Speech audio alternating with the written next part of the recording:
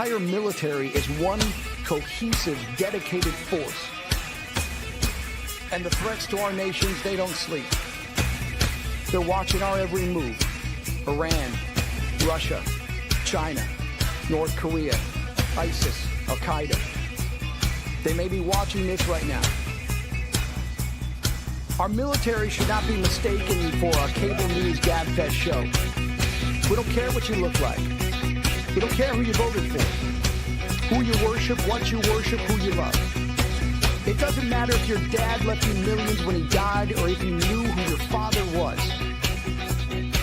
We have been honed into a machine of lethal moving parts that you would be wise to avoid if you know what's good for you. We will not be intimidated. We will not back down. We don't want war. But if you want war with the United States of America, there's one thing I can promise you, so help me God. Someone else will raise your sons and daughters.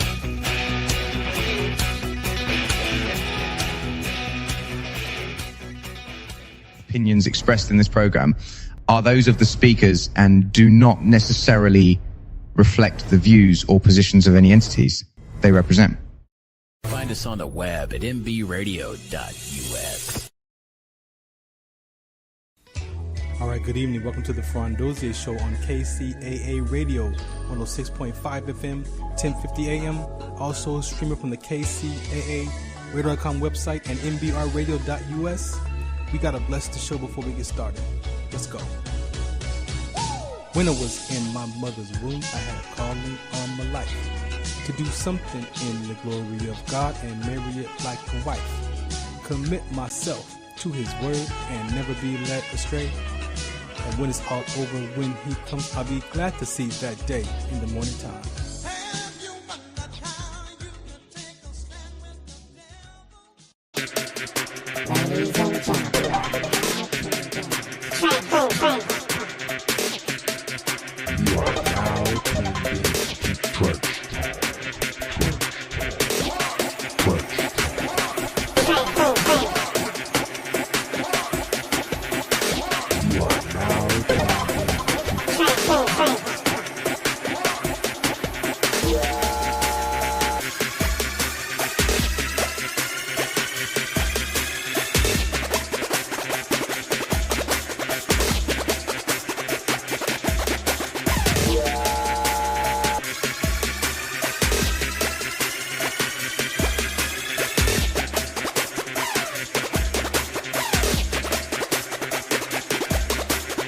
You are now tuned in to Church.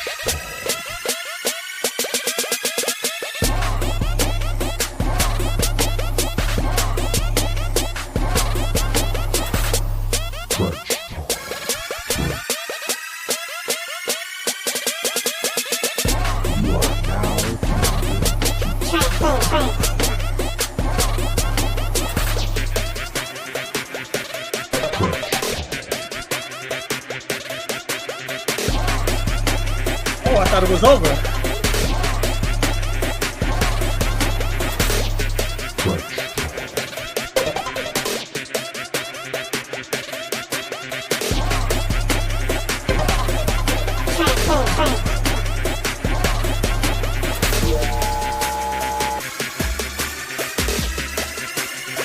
Oh, that's it right there.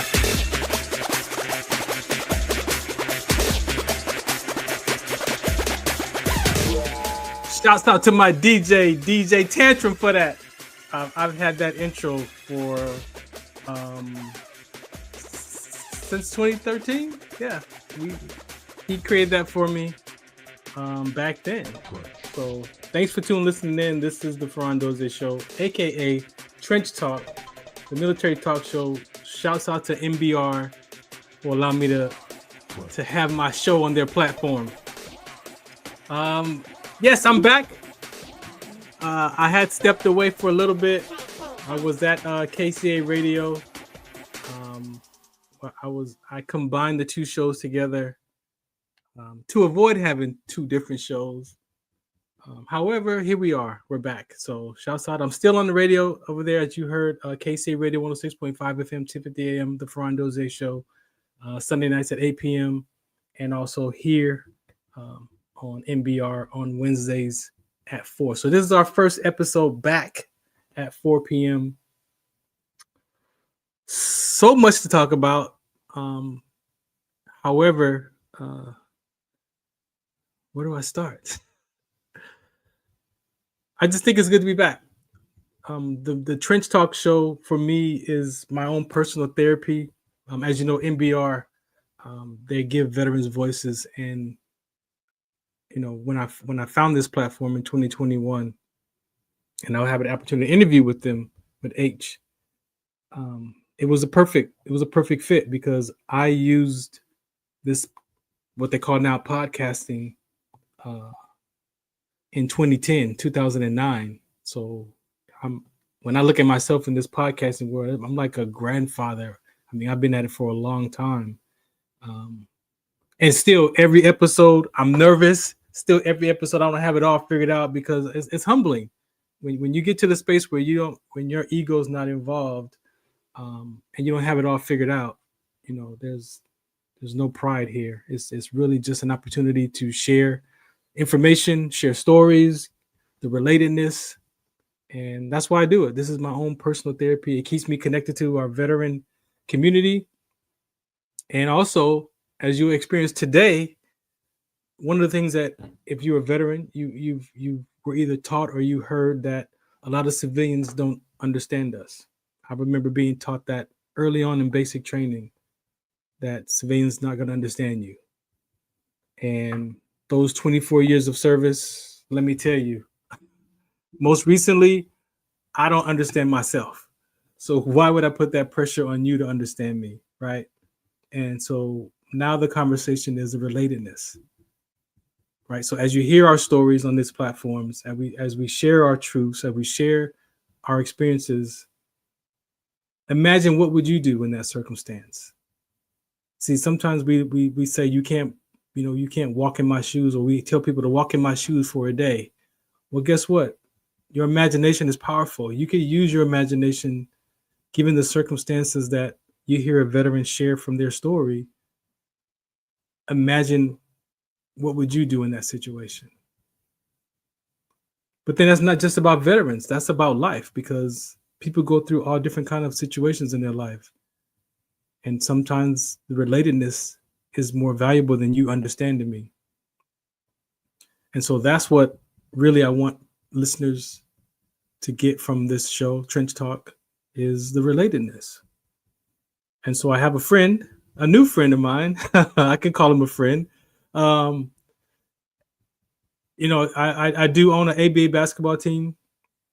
I purchased that platform for my sickle cell trait awareness. I purchased it for veteran conversations, resources, suicide prevention, youth prevention of suicide. So it's used for a lot of things. But as I've been playing this first season, we've had our third game so far. What I'm taking away from this season of life that I'm in this ABA is having a brand new team, a development team. That means these players that I have, they may know each other, but they haven't played together at the capacity that they're playing now, right? With us and with Coach Lonnie and my GM, Ilya Daly, and myself, with our philosophies of basketball. And what's most important that we see is the fundamentals of basketball, right? We know that they can score. They put up 137 points in the first game.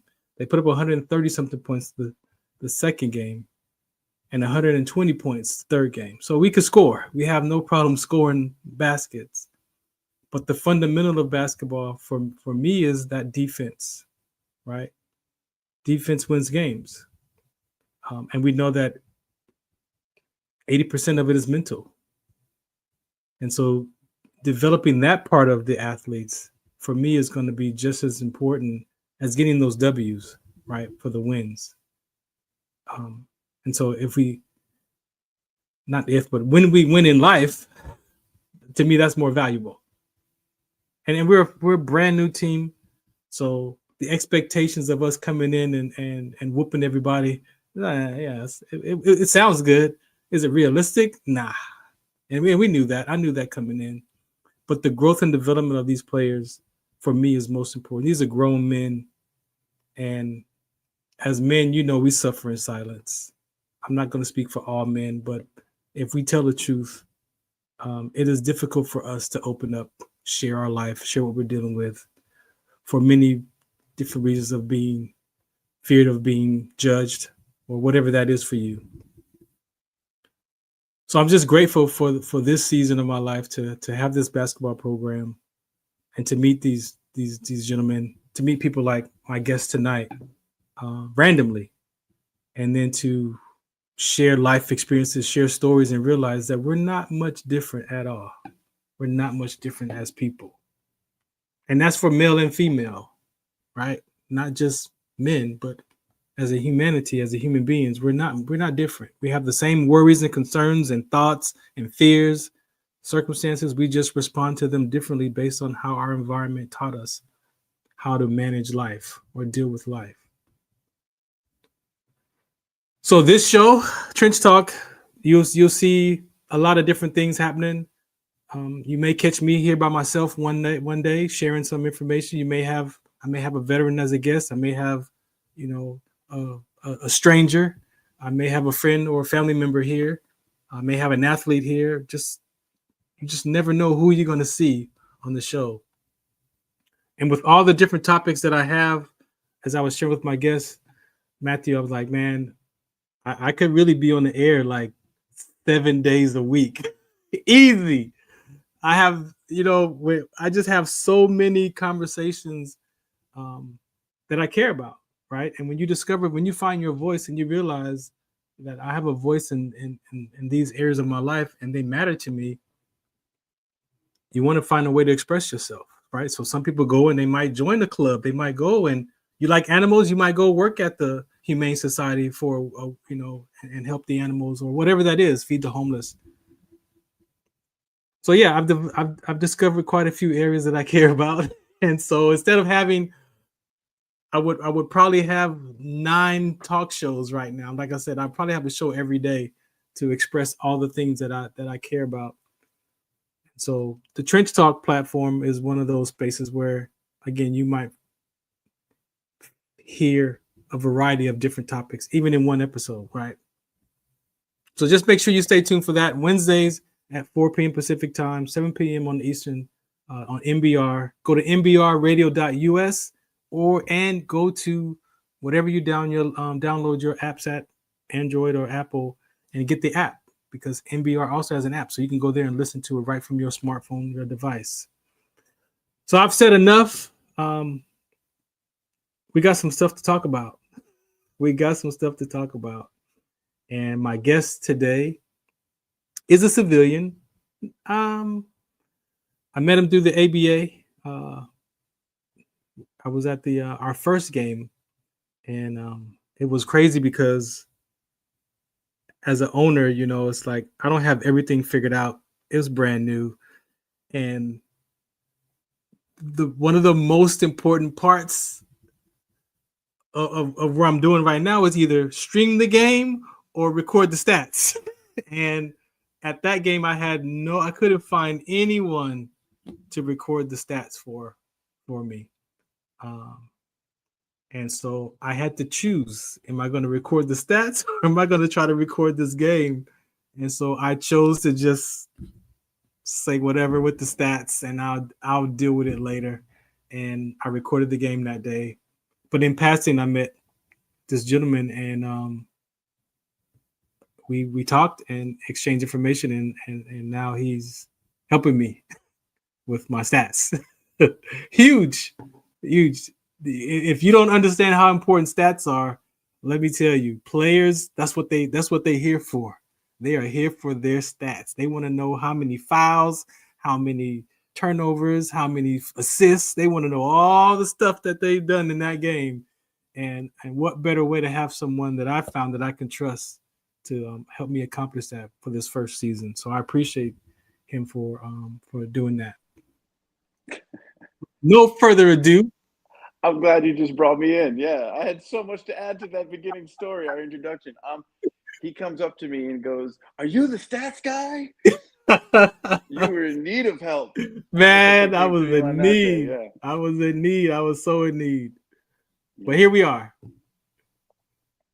Here we Howdy, are. y'all. Yeah, Do me a exactly. favor and We've been doing introduce pretty good. yourself. Introduce yourself. My to name's the Matt people. Drescher. Oh, there's only 3 people on this earth that were ever allowed to call me Matthew. It's my mother. Oh. God bless both of my grandmothers. So you just got a pass there. Oh, thank you But for if the you could have pass. seen me, if you brought me in before you said that, I was underneath the table when you said it. This is just something about that. You know, you give out your full name, like your full Christian name or whatever, and Yeah. it just hits different when you feel it, right? So when you said, I went, oh. Yeah, so made me think of my grandparents though. So thank you for that. Hey, That was see. Yeah, I miss them. God bless them up there. They're up there watching over me. They helped us get together. That's what I think of too. For sure. I'm not. Sure. Yeah, it's good stuff. But yeah, I mean, your team's been playing well. I mean, going back to the ABA stuff, you guys are really putting a team together. Speaking of stats, you got a couple guys on your team that have given me some guff about whether or not I'm doing a good job. It tells they care, you know, and that's really all it's about. For sure. Give them some background, man, about yourself. I'm in San Diego now.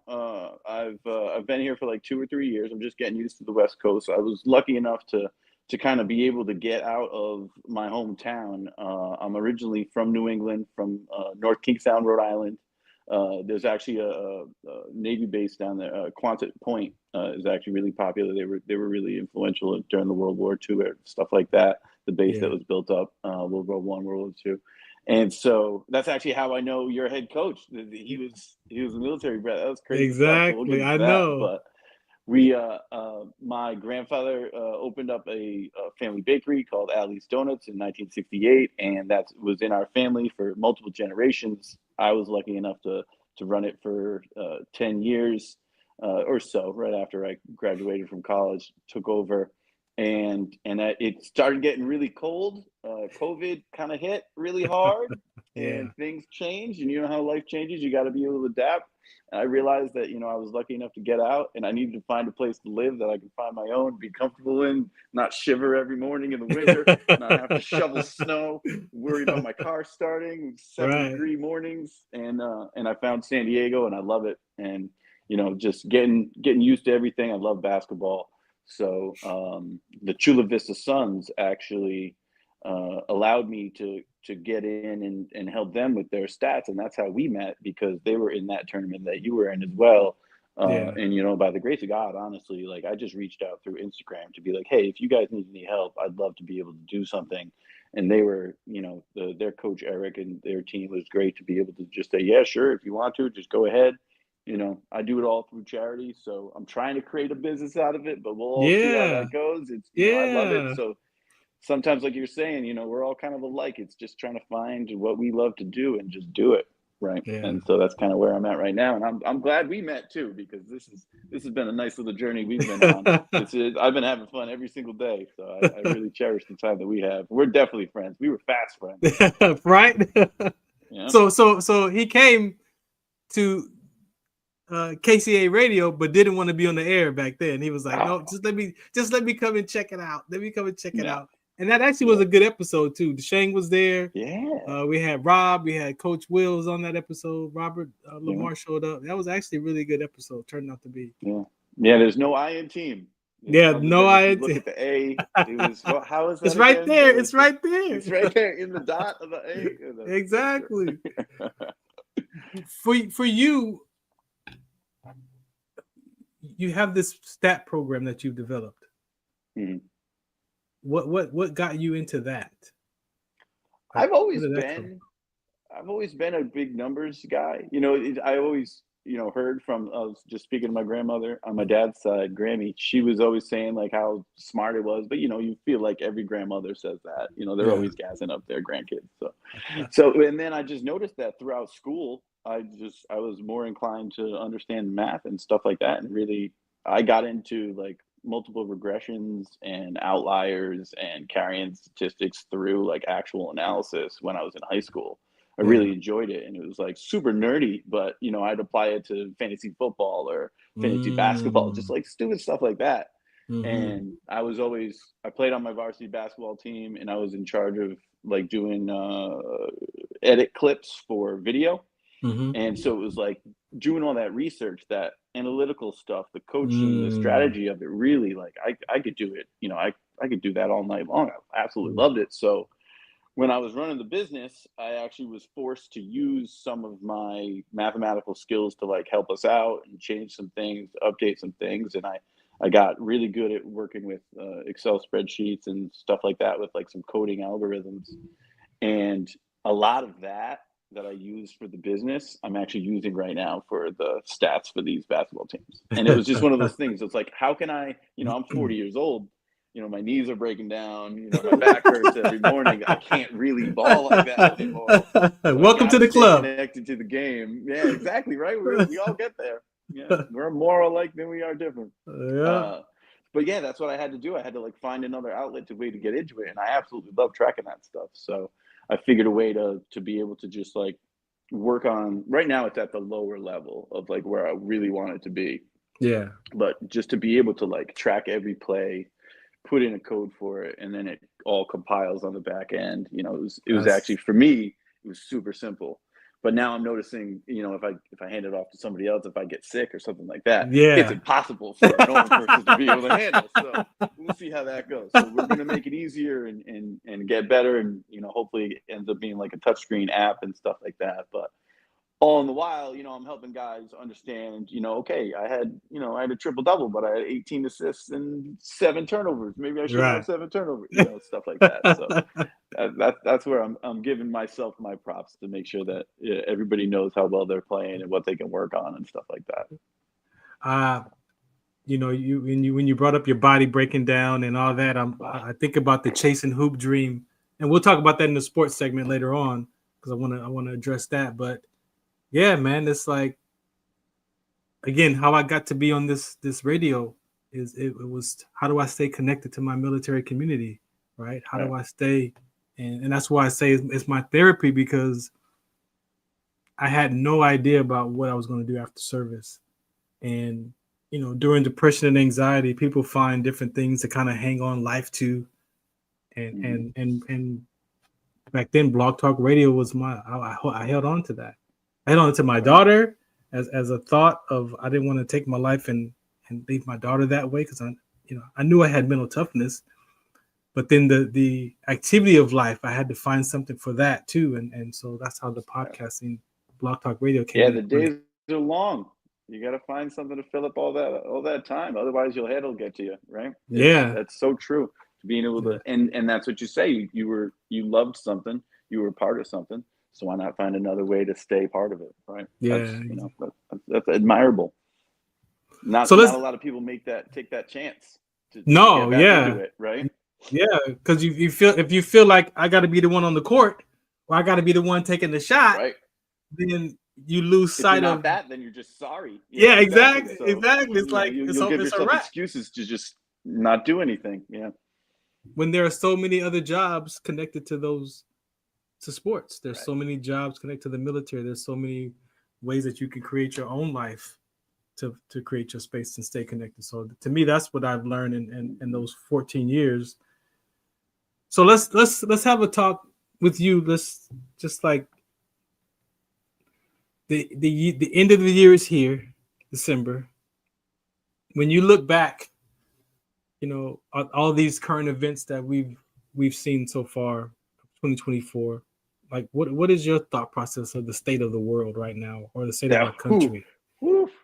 Yeah, I'll tell you. I mean, you said something. It's your email tagline, right? I don't remember the actual words, so maybe you should share it. But that actually hit me so hard. It like threw me aback when I read it. Yeah. It's more about you don't need to worry about everything else. You just worry about what you have, right? That's kind of the synopsis of it. Do you remember what the tagline? Yeah, be the leader of your conversation and not of men. Right. Yeah.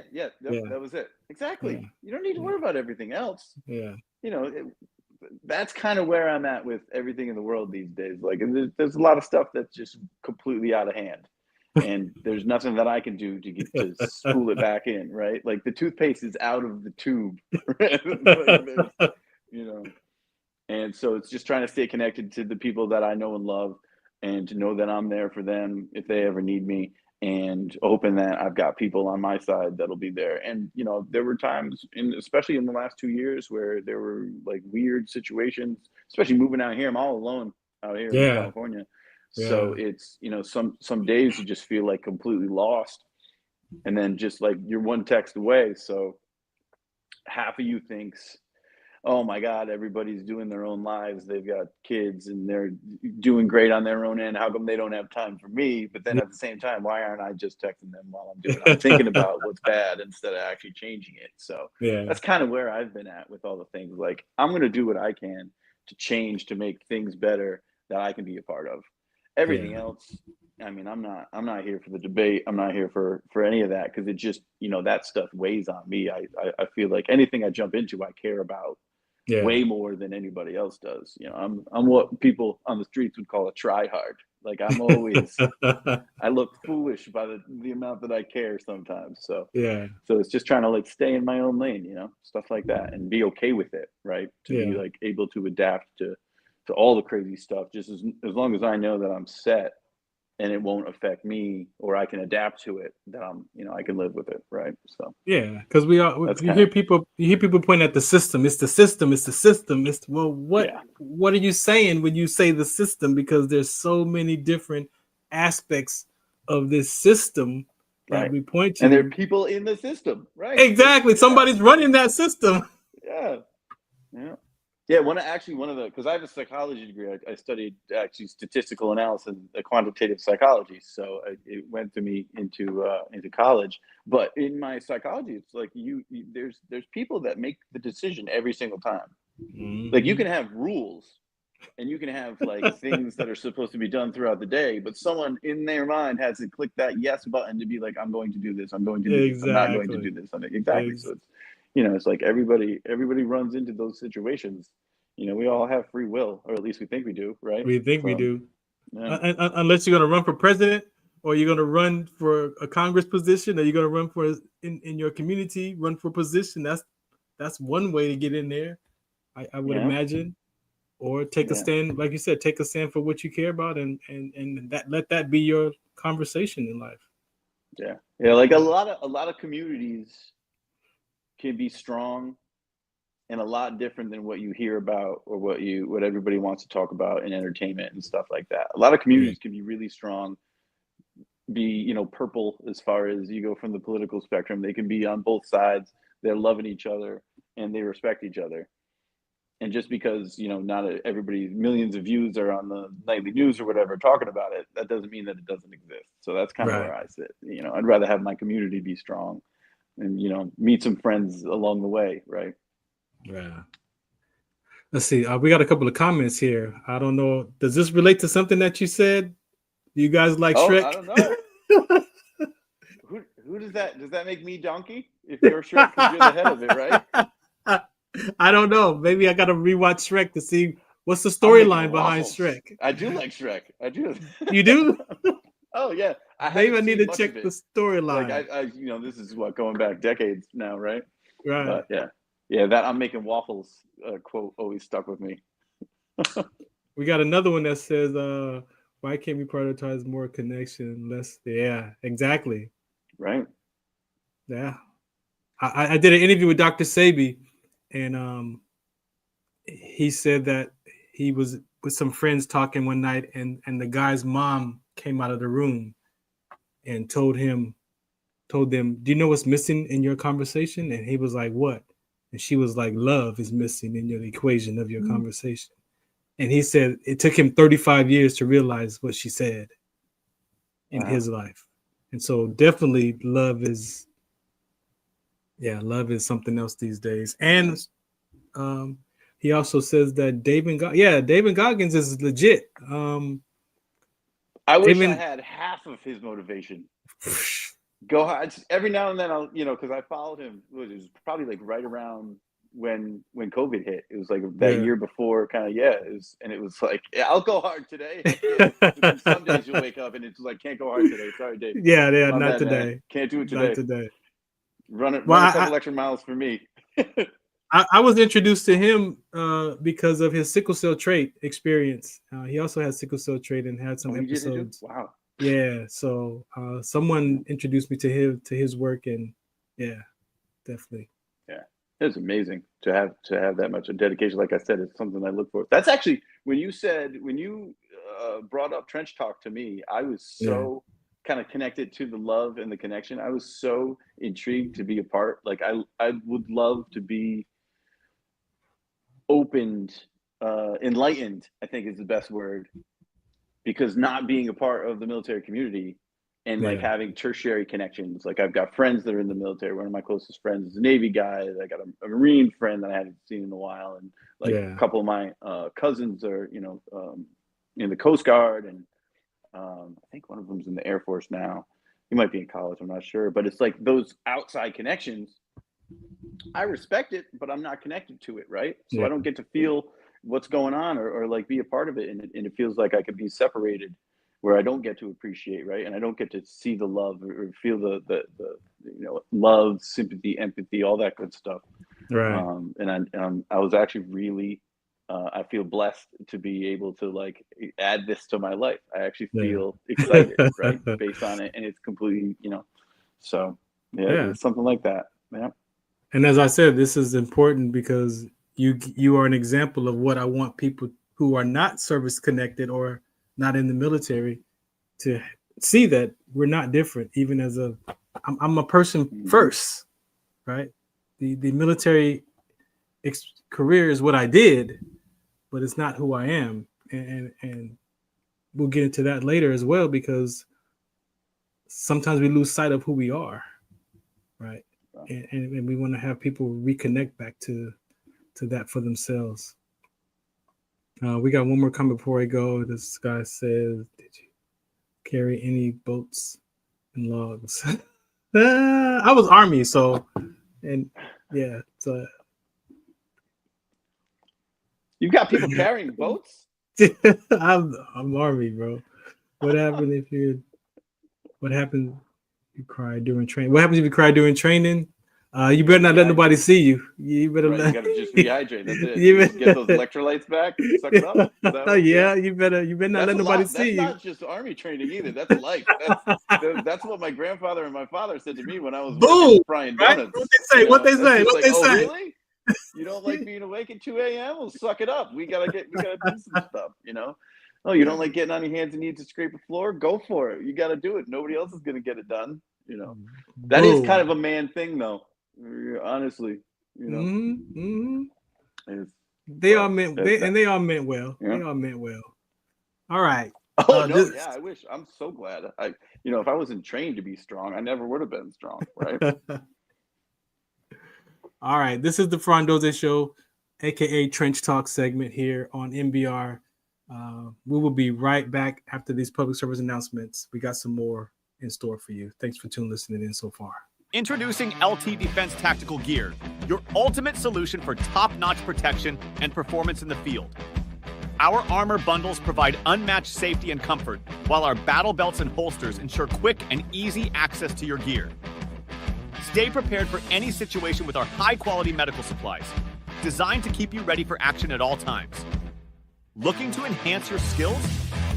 Our firearms training programs will take your proficiency to the next level. Trust LT Defense for all your tactical gear needs and gear up for success on the battlefield. Some of us still carry the burden of battle. It threatens to drown us in our everyday lives. In battle, we had our weapons and combat gear to keep us safe, to keep us confident.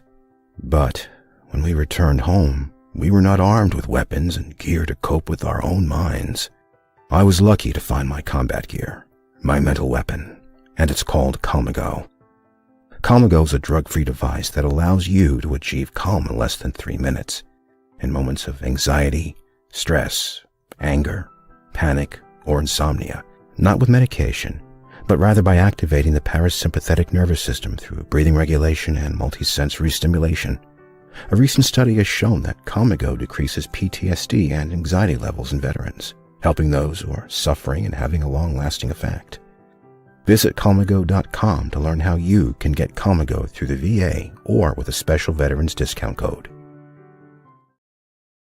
Zetovia salve, made from natural and organic ingredients, good for inflammation, poor circulation, hemorrhoids, yeast infection, lip sores, dry coughs, eye pain, minor cuts and bruises, and ready to purchase at botanicaherbalco.com.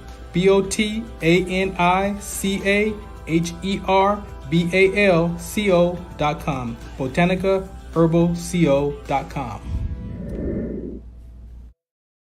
This is Farron from the Farron Dozier Show, 8 p.m. Pacific Time on KCAA Radio, 106.5 FM, 1050 AM. Also streaming from the KCAA Radio.com website, the station that leaves no listener behind, and MBR Radio. That's right, MBR Radio on all their streaming platforms, including MBR Radio on Roku TV, Sunday nights live, 8 p.m. Pacific Time on KCAA Radio and MBRradio.us. The Farron Dozier Show. For more information, search farrond.com. Again, welcome back, and thank you for listening to the Farron Dozier Show, aka Trench Talk. Oh wow, so much that I want to bring to this conversation, to this platform. So I just hope that you stay connected. Farrond.com is where you can find them, all of the stuff that I'm up to in the community. Pretty much, there's a link to everything there. What else? Shouts out to MBR Radio for the platform, giving veterans voices to share their stories. There's a lot of shows here, so make sure you go to the site and take a listen to the different topics here. Not only veterans, but our first responders, family members of veterans and first responders. There's a whole community of selfless service here, and we're still serving our community, right? And that's what we have in common. All right. I wanted to go through some of my segments with you, right? that I have, so people can get a sense of what to expect here on Trench Talk / the Farron Dozier Show. One of my first segments shows that became really important to me is the life of a, right? And the life of a came after I did my personal development education and discovered some things about myself, got free from some stressors that I was carrying, some decisions that I had made from years ago that I was living from, right?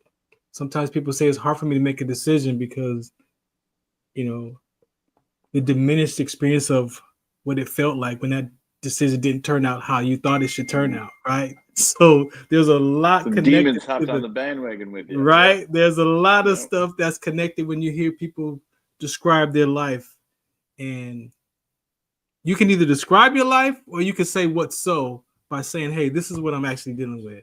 Yeah, I'm struggling, but this is actually my struggle.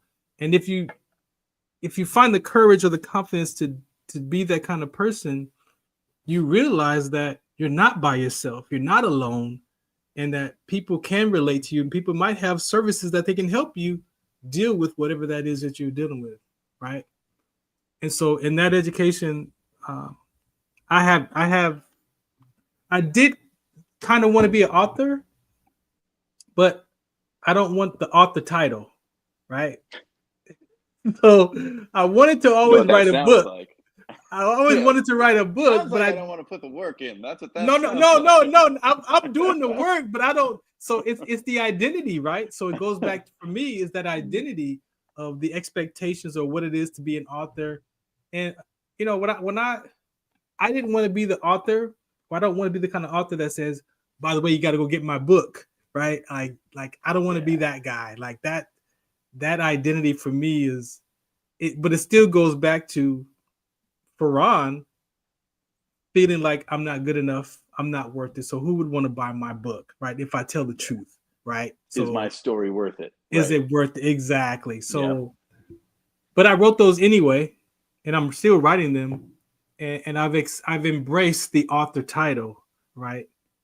And also I get to create that for myself on how I want to share those inspirational reads. So it doesn't have to be in your traditional author, buy my book kind of a conversation, or go read my book because it's in there, right? I don't want to be that guy. So the life of the first is it's a series. It's a series of inspirational reads, 10 to 12 pages, depending on my first two are like 10 pages each. And the first one that I wrote was the life of a 5-year-old, which was my relationship with my dad. And in my personal development, I realized that I did love my father. I loved him, but he got on my nerve, right? And at 40 years old, I discovered that there was a 5-year-old decision that I made about my father, who saying that he didn't love me. And that's why in my older ages, I felt like he got on my nerve. Have you told this story on air? Does your audience know the whole story? Yeah, I don't. When you told me this story, when I heard the story for the first time, I literally had to leave the room. It hit me so hard. It affected. Yeah. It's a really good story. Yeah, that's my first. It's a humanhood story. Yeah, and that's what I wanted to do. I've shared it a few times, but I asked my guests. One of my questions is, that relationship with your dad. What was that like for you? Because I'm listening for experiences, right? Right. I mean, if you want to talk about my dad's relationship with his father was a little estranged.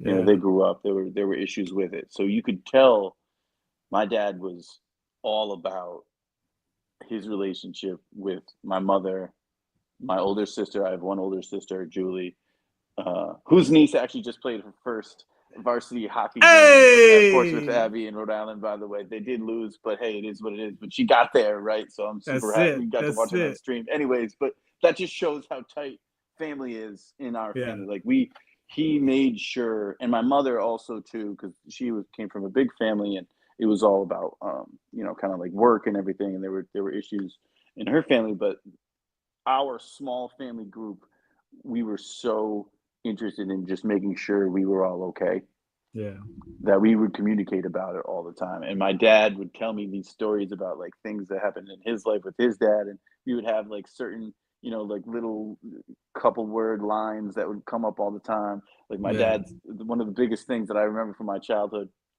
was whenever anything would go wrong, or we would kind of be acting a little foolish or whatever, my dad would always go, just engage brain before opening mouth. Like almost like a Confucius kind of saying. Like like Milton Berle kind of thing. But it was like, I get engage it though. brain before opening mouth. And it would come up, and I'll tell you, and I became a comedian too. So I would bring that up when I hit like 12, 13, when you finally get that courage. I would hit him back with those things anytime anything went wrong. So I wasn't, I could imagine if I had myself as a kid, I would not be. I'd be getting out the whipping stick. There'd be a belt involved. Oh, and I just lost my headphones. Oh no! You good? Can you hear me? Yeah. I can't hear anything. I just lost my headphones. Of course, technological problems breaking. Yeah, they're probably still connected to your. They're probably still connected to your. Yeah, it's good. It's good. Okay, I can hear you. Yeah, just had to switch it. But of course, technology just broke down, ruined a great story. But yeah, so that's like one of the first things I remember is engagement before opening up. Like my dad he worked 2-3 jobs, I want to say, when I was growing up. So he was never like fully. He never had all his gas in the tank, especially like when the afternoon came, because we were a baker's family. So my dad would wake up at 12:30 in the morning to start his day. And then he would go on. And then, if I had to get picked up from practice or whatever at 5 o'clock, he'd be there.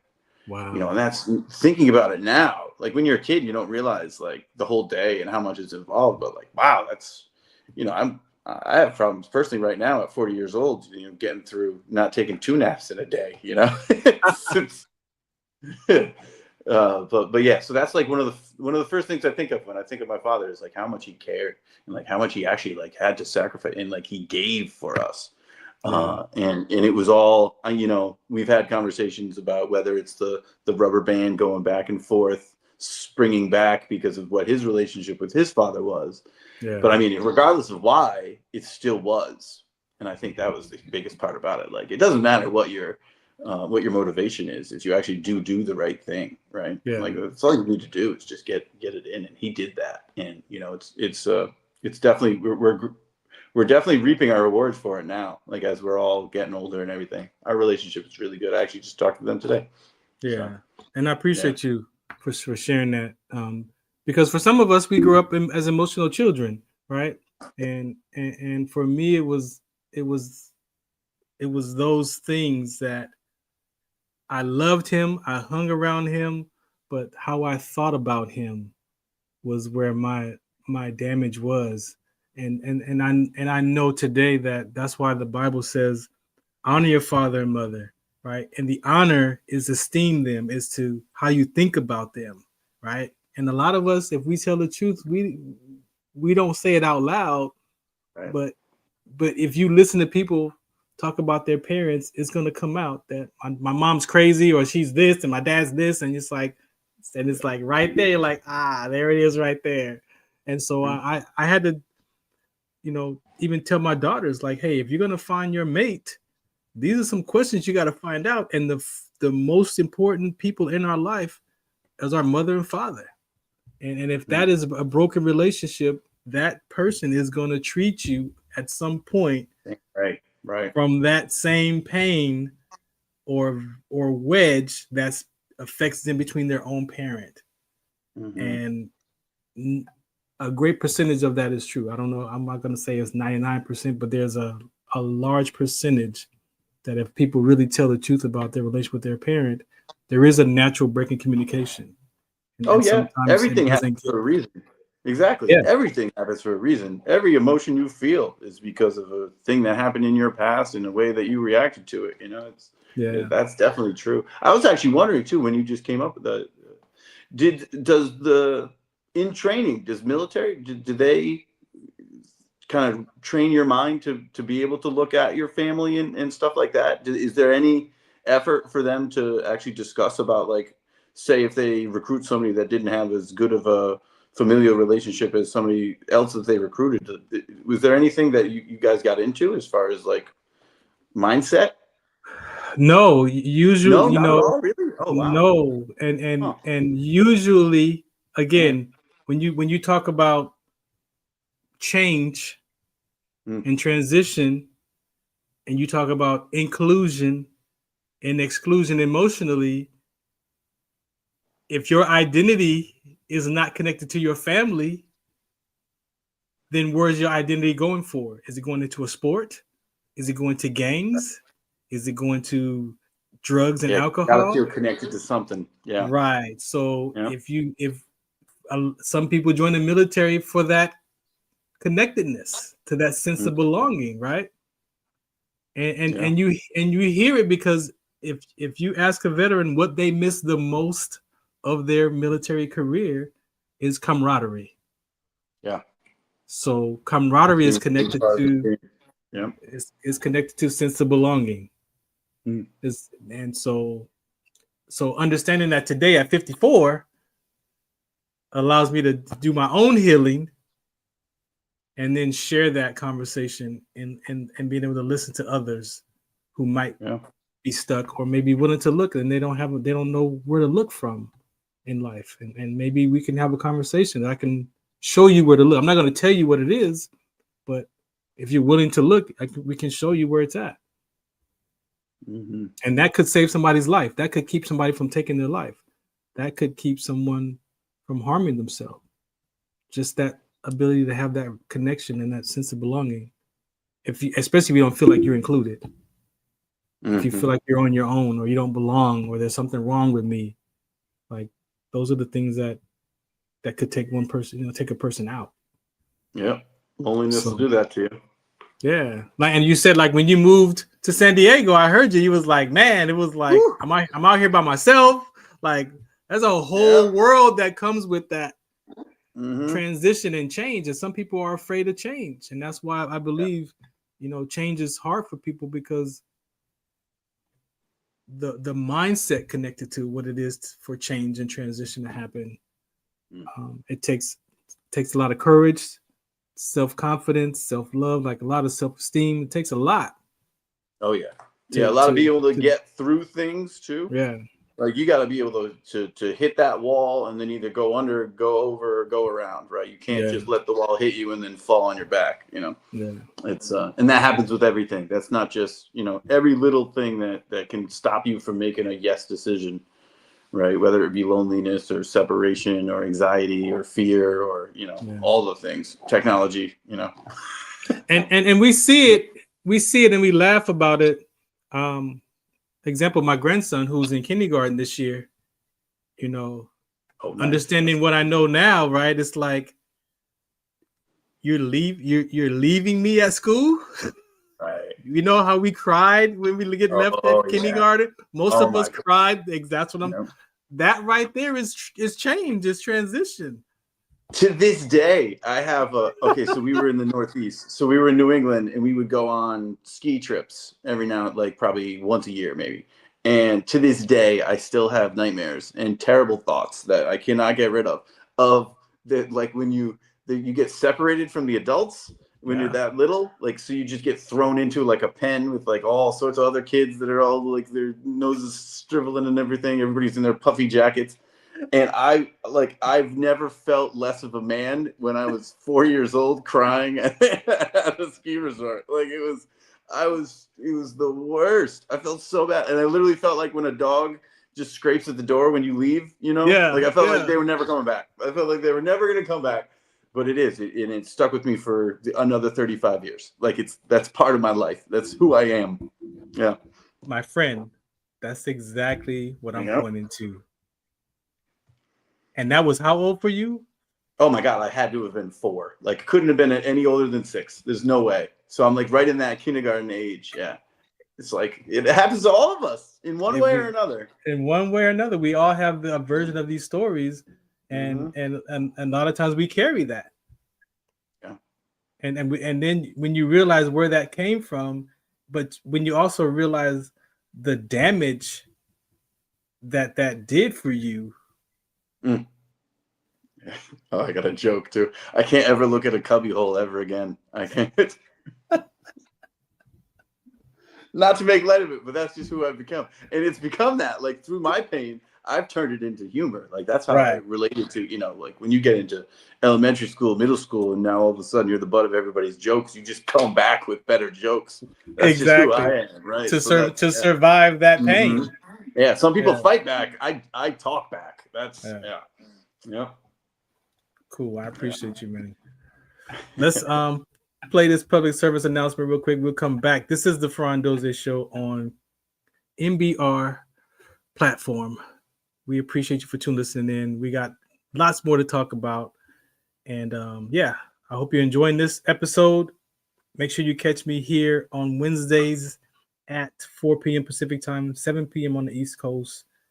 Lots of discussions to have about life, as you hear. It's not just about that military experience, but it's also about life. We're people first, right?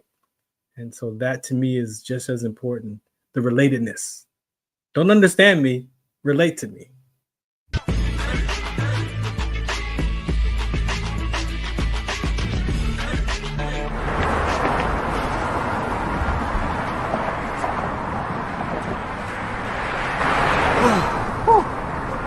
Hey, what's up, man? How you doing? I'm blessed, my brother. How you doing? I'm good, man. I'm good. Hey, did you see the game last night? Oh, that was a good game. But did you see the shot? I lost money from that shot. Oh, man, that shot was cold, man. I hated it, but it was good. Damn. What's in those jeans? You really want to know? I do. Exhaustion, muscle spasms, asthmatic issues, unexpected sickle cell trait crises. Damn, are you serious? When I was young, I found out I had sickle cell trait. My mom's told me, but I ain't have no knowledge of it. But when I got older, I had a child, and the doctor told me my daughter has sickle cell trait.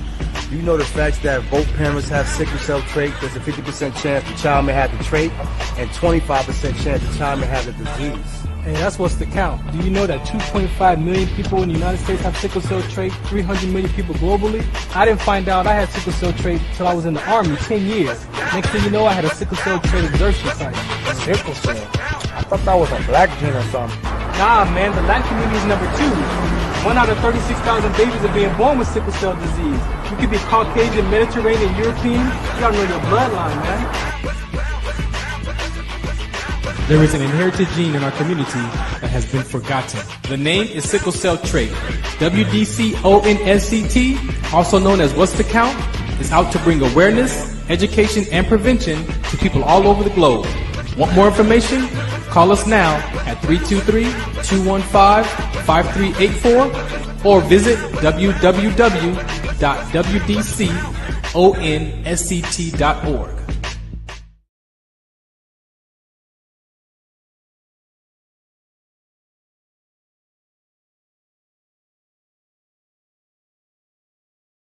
Tune in to the Farron Dozier Show on KCA Radio 106.5 FM, 1050 AM. Also streaming from the KCARadio.com website on Sunday nights at 8 p.m. Pacific Time. Brought to you by Sports Collective TV, Sports Collective Radio, and Sports Collective Media. We got the Heme Factor, we got In the Zone, and we got Fourth Down in the 20-second timeout sports segment. All for you right here on the Farron Dozier Show on KCA Radio 106.5 FM, 1050 AM. Also streaming from the KCARadio.com website with my guest hosts Robert Lamar and Coach Will. Catch us on Sports Collective Media on Instagram and Facebook. And make sure you watch us Sunday nights at 8 p.m. on KCA Radio 106.5 FM, 1050 AM. Also streaming from the KCARadio.com website. Music, talk, sports, and so much more. Farron Dozier Show.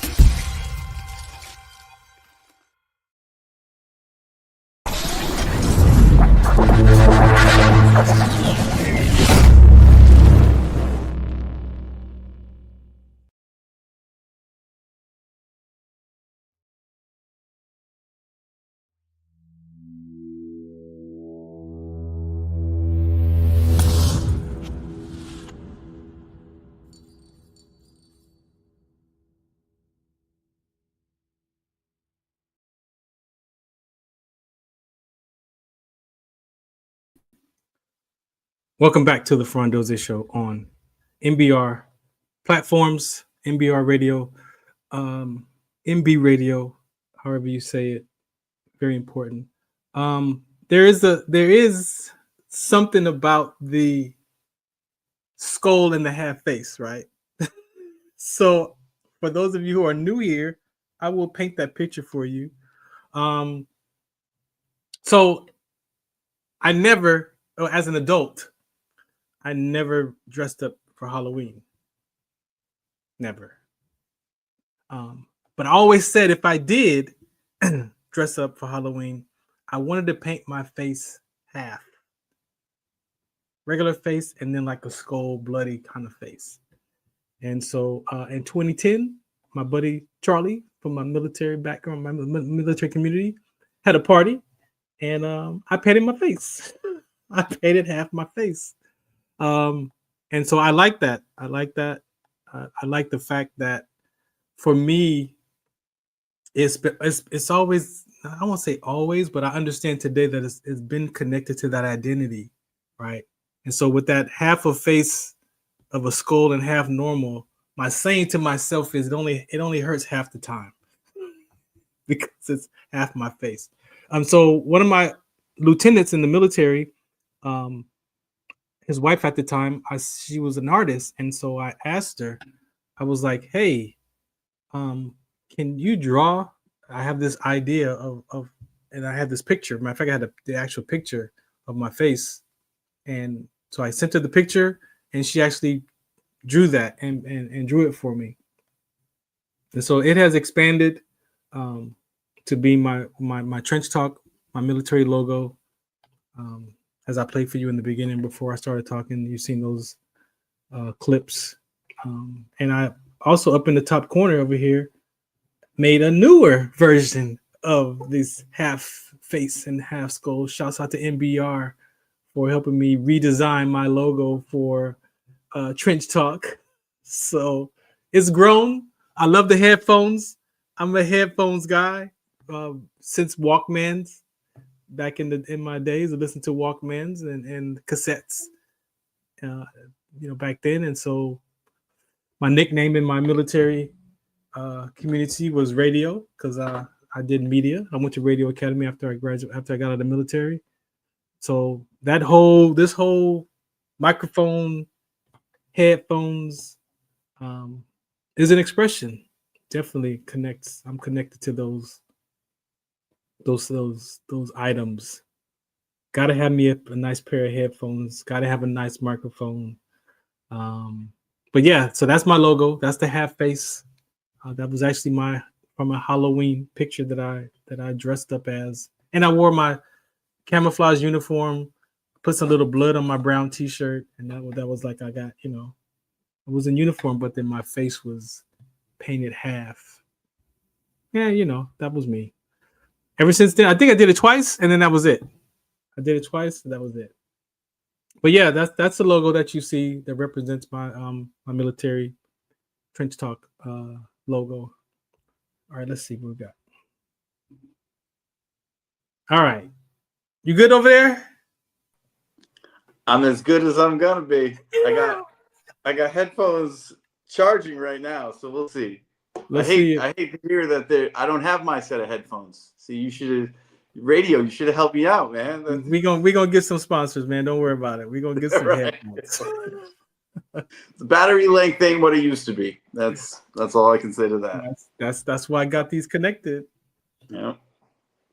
All right, we kind of went over the military segment, Trench Talk. You kind of shared already about that background and your relatedness to the military, which I appreciate. Yeah. But another part of the show that I discussed, which is a show, again, all these topics that we're going through right now are all I have done shows about, at least an hour or 2 hours worth of shows. This one here is actually named after myself. I pronounce my name Farron. However, my government name is Farron. See, and so my mom named me Farron, and I changed it to Farron because I got teased from as far as back as I can remember, from Fairy to Fahrenheit to whatever, Ferrari. Those were that my peers teased me, and when I got into enough age, I changed it to Farron, and I pronounced it differently.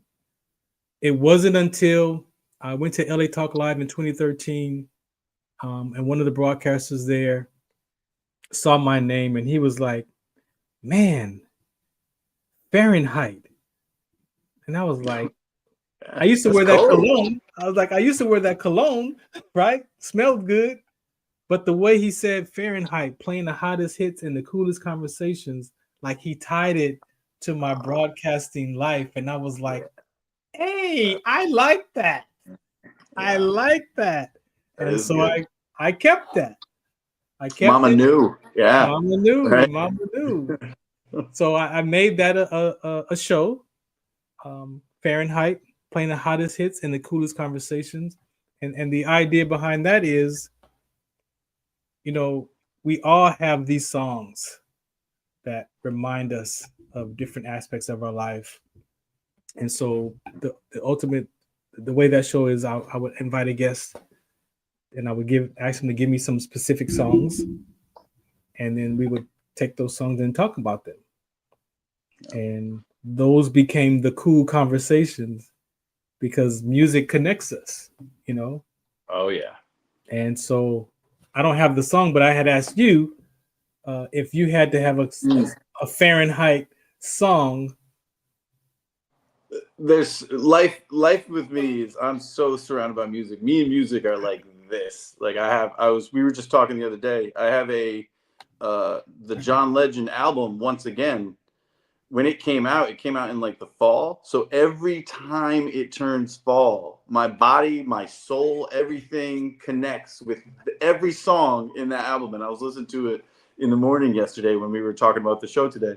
And it's just like that song hit, like everything about his music connects with like who I was when it first came out, or like whatever it happened. I think I was in college. So, there's like girls involved and like me trying to be an adult. And he was early in his career, but the one that we discussed while I was listening to once again was Outkast and the Speaker Box, The Love Below double album, and how Andre 3000, one of the greatest lyricists of all time, created a story, like a love story of that album, Love Below, and how all the songs in on that record have a kind of scene to them. Yeah. And then you have like, and some of them can be misconstrued. Like, Hey Ya is supposed to be a super upbeat, happy song, but it's about like two people in a relationship talking junk to each other, trying to figure out if they actually mean well for each other or not. And they're basically going to break out, And then Roses, obviously, people sing along to Roses, but that's like, listen, woman. That's like kind of what the whole theme of the song is. Like, you better, Yeah. And it's just going back to listen to that album front to back. There's no wonder why it won the Grammy like that. Yeah. It was amazing. It was so talented. But yeah, every music has always connected with me in my life. It helps me stay motivated to things. It helps me get into the mood for things. Like when I was, varsity basketball, every time I hear 1 2 1 2 come to run through DMX, that's the song that we came up to. That's like we ran out of the locker room to that. I just got goosebumps just saying that right now. So yeah, I connect to that stuff. But yeah, so it's like things like that. What about yours? Share one of yours with me. This doesn't have to always just only be about me. One of the songs, Strawberry Letter 23. Oh, I've never heard of that. I don't know what that is. And that song reminds me of my mom and my dad. And it's pretty much a love song. And when I listen to it, it takes me back to like 1978 or 70, some 70 something. And just for the audience, you were 21 in 1978. What was that? No. How old were you? 8. In 78, I was 8. Yes. Anyways. Sorry. I'm still young enough to make fun of old people, I think. I don't know. What happens when you turn 40? Am I not allowed to take those jokes anymore? Oh, yeah, you can. I can accept it. All right. But it was what I think about back then for myself in music is how, what is an 8-year-old, a 7-year-old, a 6-year-old worried about love? Right? And then you listen to the songs of that era, and I'm like, why was I concerned about that? But sometimes that's where we learn about love. We learn about life through TV, through songs, not just our environment only, not just from what what you hear in your house, but also, that's our mythology. Yeah, that's exactly how we would learn. Instead of sitting around a fireside hearing stories from the past, we're now turning the FM music. Radio to the dial, listening to the music. Yeah. Yep. That is 1,000% true. Yep. Yeah. So that song, and it just takes me way back, right back to that moment. It was a transition of me not seeing my dad anymore, and then moving with my mom and my new stepdad. Like there's a whole. And it brings you right back to that mindset, right? Of course. You said the girls. You talking about girls in college? I'm talking about the girls in the neighborhood, man. Right. You talking about college? A couple of those songs. I'm talking about the girls in the neighborhood. You turn on any Boys to Men song, and I go back to being 7 years old, listening to as I was going to sleep, like it's underneath my pillow. I had like the Walkman, the CD Walkman, and I'm My mom's worried I'm going to choke myself with the headphones things. Yeah. Yep. Kids in the neighborhood buying little lockets for them and like Valentine's Day cards. Come on, man. Yep. But so I'm talking about 8 years old, 7 Right. years old doing that. Yep. And so, it's a great song. And my point is, I'm so glad that I was able to heal my relationship with my parents.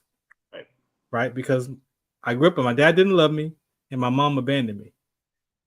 And that was my truth. It wasn't the truth, but it was my truth. And I lived as such. But to have those songs be transformed into just a great soundtrack of love and fun, and my parents as not a negative, but as a great experience. It's like, you want that for music. You want that when you listen to it. Now, some songs may take you back to those whoopings and those other things where the discipline eras, but even then, it still shines a light on the greatness of our family. And I guess that's what I'm pointing to. The soundtrack of that family, and from funk to Christian music to rock and roll, because I'm a classic rock guy as well from my mom.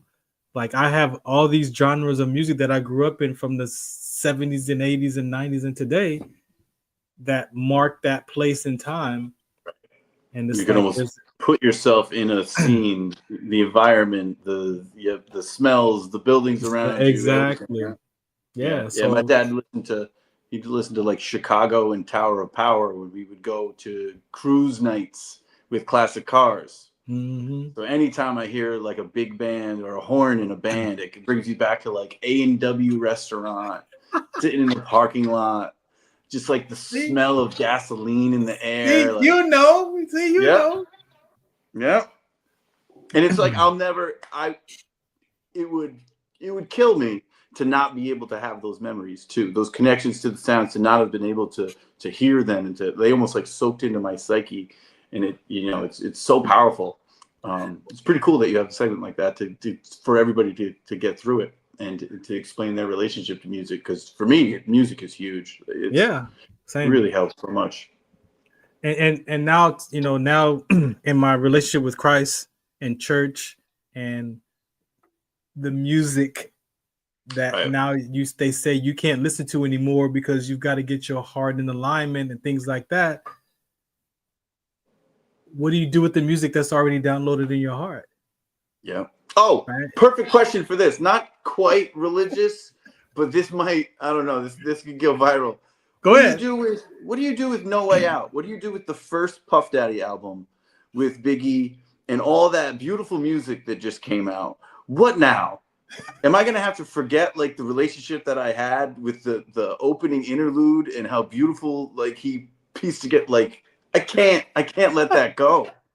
I'm sorry, and I imagine a lot of people did that with Michael Jackson too, right? Some people did it with R. Kelly, maybe not as many, but like, what do you do? That's in me. That's like one of my best friends, like literally like my first whatever best friend passed away in a car accident, and we listened to Puff Daddy music all the time on the way to school. Like we listened to that entire CD front to back. We like ruined the CD. Like that's how much we love that music. So I think of him whenever that music plays. I don't think of Diddy, I don't think of any of the bad stuff. Am I not allowed to listen to that music now, bump it in my car because of some crazy stuff that happened, or is it mine? Am I allowed to have that? Right. So here's what my mom, shared me with only a few years ago, because that was my biggest dilemma growing up in church was you can't listen to this music anymore, is what the pastor said. Not what my mom said, but what the pastor said. And so I walked away from church at 21 years old, because I couldn't live that perfect life. Right. And it wasn't until my 40s that I talked to my mom, and my mom says, son, that's not how that works. What you do is whatever you don't want in your life anymore, you go and you give it, you go pray and you give it to God and say, take this music away, take this smoking away, take these things away. I'm giving them to you. And the more you practice, the more that stuff will go away. Right? But also what I learned is you sanctify the music. You cannot not listen to it. If I'm in your car or in the grocery store or shopping, that a Puff Daddy's or R. Kelly song is going to come on the radio, and it's one of my songs that's stored in a memory that I have about my past experiences. No, today I understand where my heart is at. My heart is filled with the Holy Spirit and Jesus and God, and I have to wash those songs with that word. And so I follow that Puff Daddy song with something that God has to say until that song is no longer affecting me, or it doesn't make me want to go.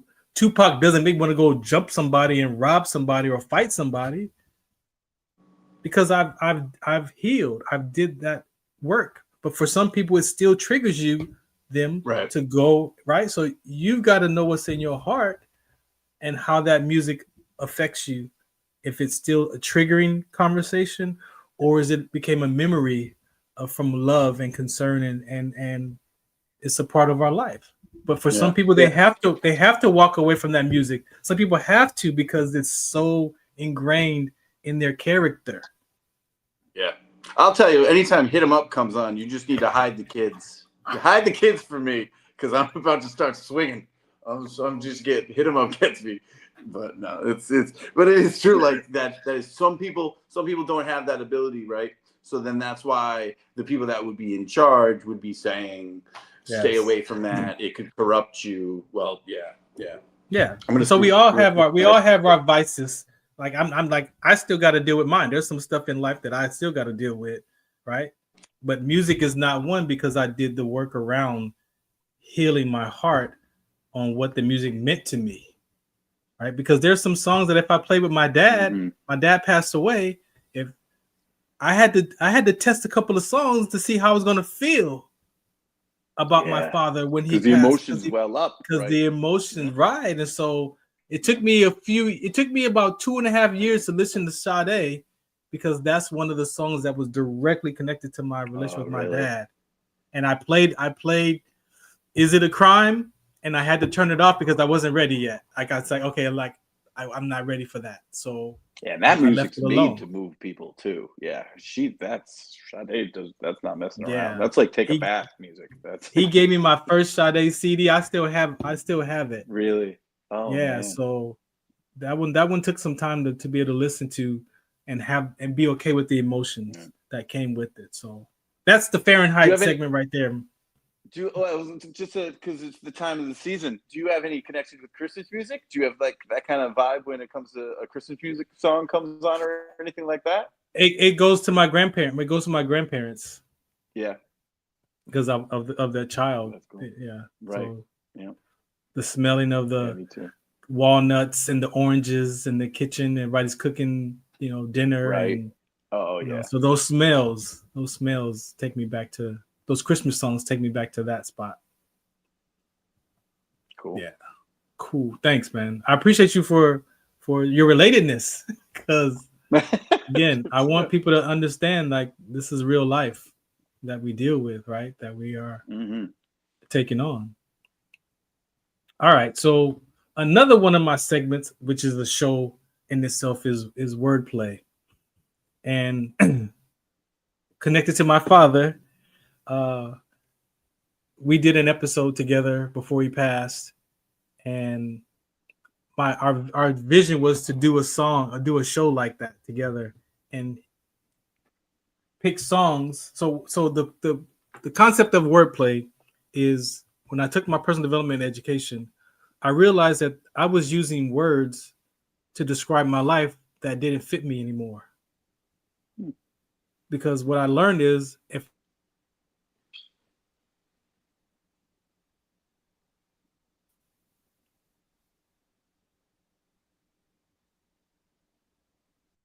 my experience of busy is I don't have time Have you ever heard somebody say, "Yo, what are you doing today?" I'm going to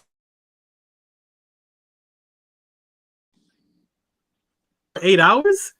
Like, does it take you 8 hours to go to the grocery store? Like, some people's relationship to time is that they're procrastinators or whatever that is for people, right? Yeah. So the word busy was one of them that I removed because it made me feel like I don't have time for anything or anybody. And I learned that I could schedule my life. Yeah. Right. And so I know people still use it, but I don't use that. So when I came up with that concept of that show, it was a word that we use, read the definition. What does it mean to me? What does it mean to you? And then find a song that has that word in it that you listen to that relates to you about that song. So yeah, right. And so my dad and I, we did a show on that. We did two words apiece in that hour.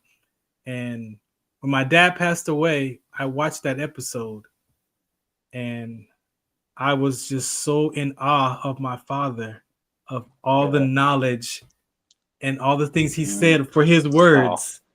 And the stuff he said to me. Yes, man. It was like that episode. That's I was like, I mean, wow, you got a whole interaction with you and your father. A lot of families do that with voicemails, right? Like you keep the last voicemail that you got, and you just and then that way it keeps you connected, and it'll make you feel better. Kind of warms the soul. That's What words was it? What words did you guys? So I did human. He did destiny. Destiny. Oh man. Yeah, he did destiny. He did inspiration, and I did karma. Oh wow, you guys went deep. Oh yeah, because he and I had this battle about karma. Wow. So he had this whole battle because I said I learned again karma is not in nature. Oh, I can't. Oh, there's karma right there by your chair. There's karma. See, I can see karma right there. No, it's not in nature. So I learned to live my life up against nature. Then how I talk has to be in alignment with nature. So I can't describe karma if I can't. Oh, this is karma right here. Karma is an experience.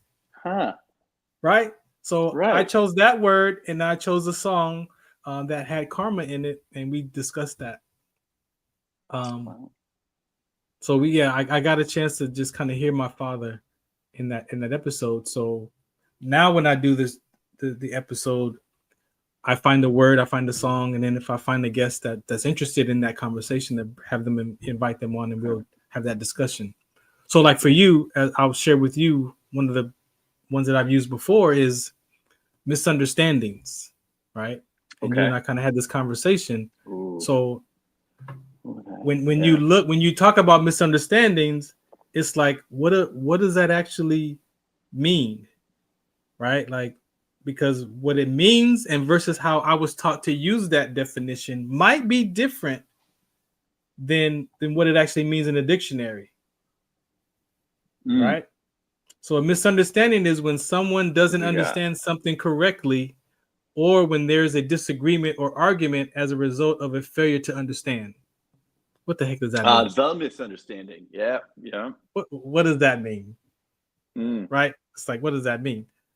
So for you, who's responsible for misunderstandings? Is it the person delivering the message or the person receiving the message? Who's responsible for misunderstandings? I run into, just being a neutral Switzerland member of a basketball league full of adults, I run into a lot of misunderstandings. A lot. You've been on the sidelines to some of these. Actually, I got into a misunderstanding with one of your players the first day we met. We're cool now. But it was just, and I'll tell you, it really is the person listening, in my opinion.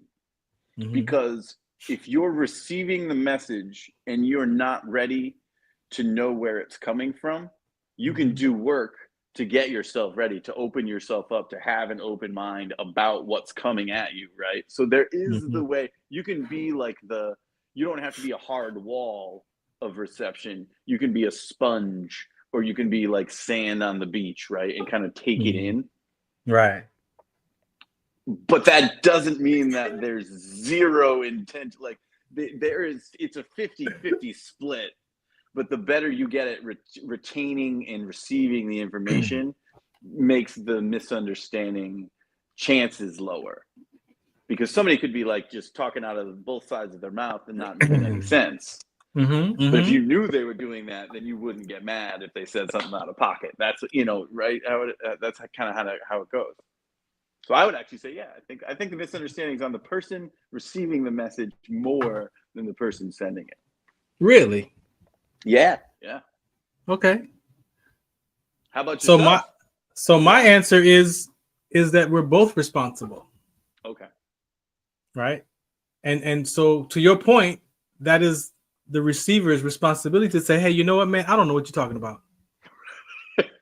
Right? Yeah. Like, hey, stop. Yeah. Like, hold on. Hold on. Right, exactly. But why don't we do that? Why do we sit there and listen to people and then we walk away and we'll walk away and be like, man, I don't know what that dude was talking about. Right. But we won't say it to them, but we'll say it to ourselves, or we'll go and clown them with somebody else. Man, I don't know what Farron was talking about. He was talking. I don't even know what he was talking about. Like, really? But as what me, is that? Yeah. Me as the one who's delivering the message, I'm responsible to say, hey, what did you hear me say? Before we go any further, what did you hear? Right? You get what I'm saying? You picking up what I'm putting down? You really understand? Right. And a lot of people, there's a lot of conversational language, like shortcuts of people saying, you know what I mean? But it doesn't actually mean you know what I mean. It's no, exactly. A way to bridge the gap in between sentences. Yeah. Exactly. If only the amount of times that you would say that in a sentence actually got somebody to think, oh wait, no, actually repeat that. Yeah. Another word that I stopped, phrase I stopped saying, I stopped answering people when I don't know what you mean. So I don't glide over that no more. Like, oh yeah, I know what you're talking about. Right. No, I don't know what you're talking about. No, right. Yeah. No, you gotta give me some more of that. So I say it's on both, because what you're pointing to that's missing is the confidence, the courage to say, hey, you know what, man? I don't know what you're talking about. Right. Because if you have a fear, exactly, if you have that fear that I'm stupid, if you're living with I'm stupid or I'm dumb or then you're not gonna speak up. I'm not cool enough to be in this conversation. Yeah. Right, exactly. It's like, oh no, he thinks I don't get it. Oh, he'll never talk to me again. Yeah. Do you see how wild that is? That happens. It all destroys walks of life. That happens in business. That happens in schoolyards. That happens on sporting events. I imagine it destroys relationships. Right? It destroys relationships. Oh God, and in a loving relationship, in a family, that's the worst way to go. It destroys. So I say that in misunderstandings, it's on both, and it's up to me to let me know what you heard, so that I can make sure that you got, because a lot of times what I say and what you hear ain't the same thing. Yeah. And we say that we listen. Yeah. Go ahead. Yeah, I don't even know if I want to bring this up. It makes me remember an argument that I had with an old girlfriend.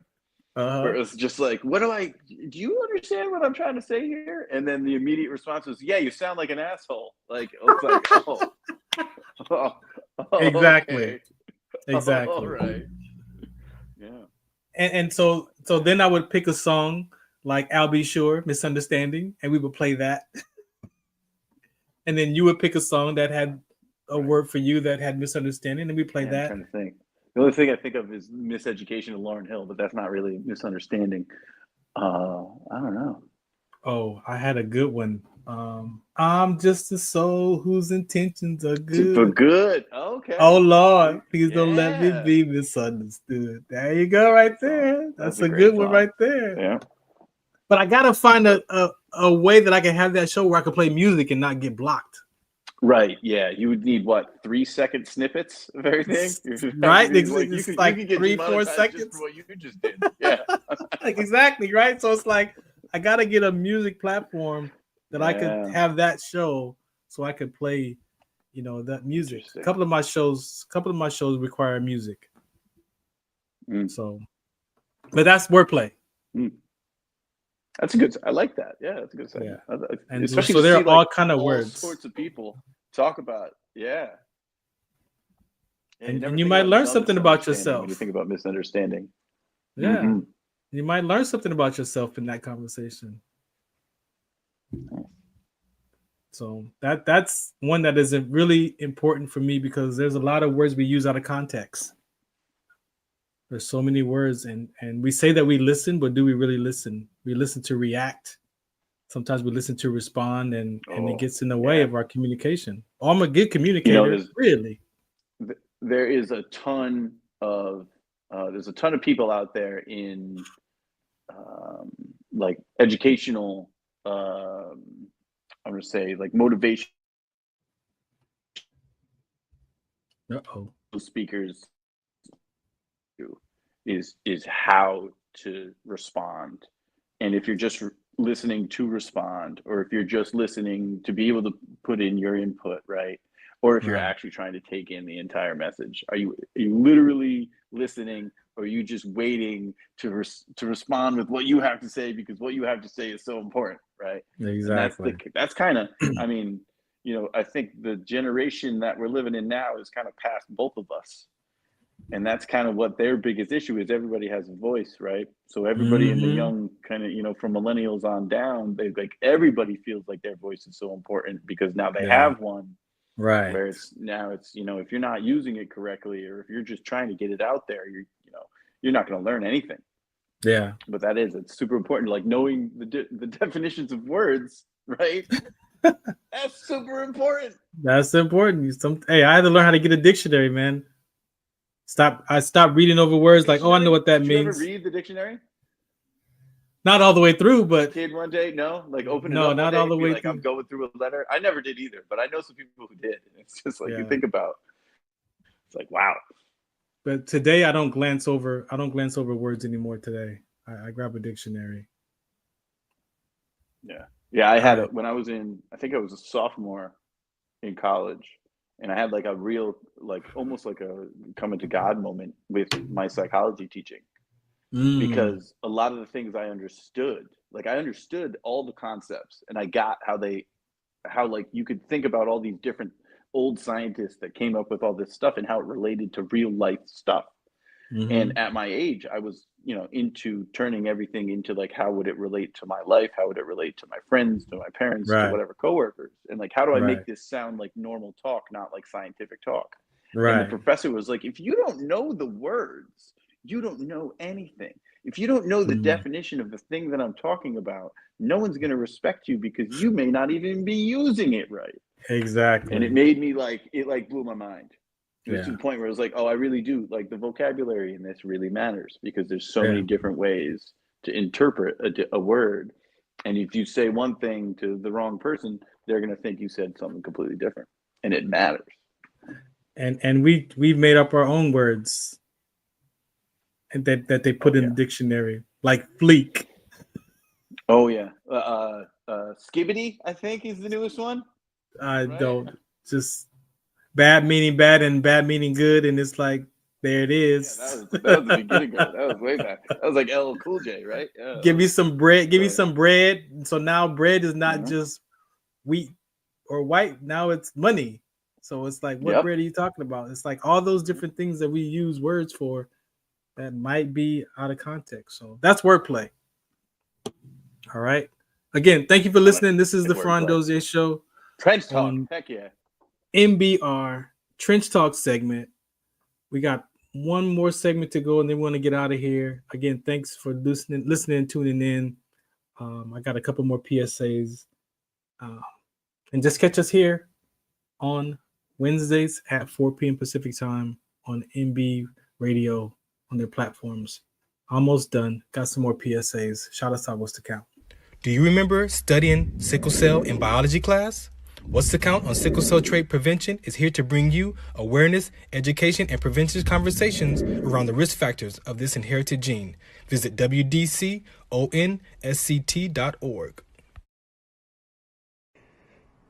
Muchos de nosotros nos vemos afectados por la enfermedad de células falciformes a diario y un número creciente simplemente no nos damos cuenta. Los impactos de esta enfermedad afectan a todas las personas y en especialmente a las personas de color y con antecedentes diversos. Estar en servicio conmigo y con los demás a medida que creamos una mayor conciencia sobre cómo identificar y dirigir el tratamiento de los rasgos de células falciformes y ayudar a las familias a saber cómo superar el trastorno de células falciformes. I just wanna breathe his name, my God.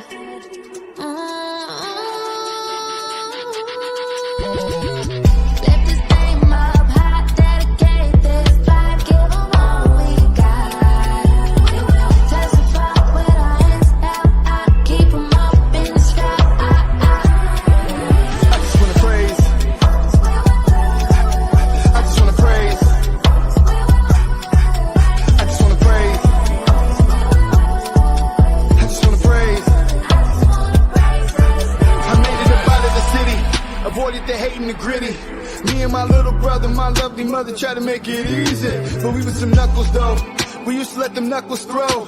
We used to let them chuckles go when we thought about the places we would go. Yeah, lights off. Yeah, no really. Lights off. Yeah, no money. Lights off. Under the candlelight. All right, welcome back to the Farron Dozier Show, aka Trench Talk.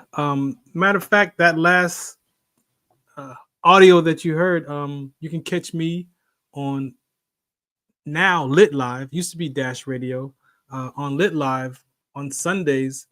Well, actually, the show airs on Saturdays at 7 p.m. and Sundays at 5 p.m. It's the Revolution Radio Show. Now with myself and One Way TK.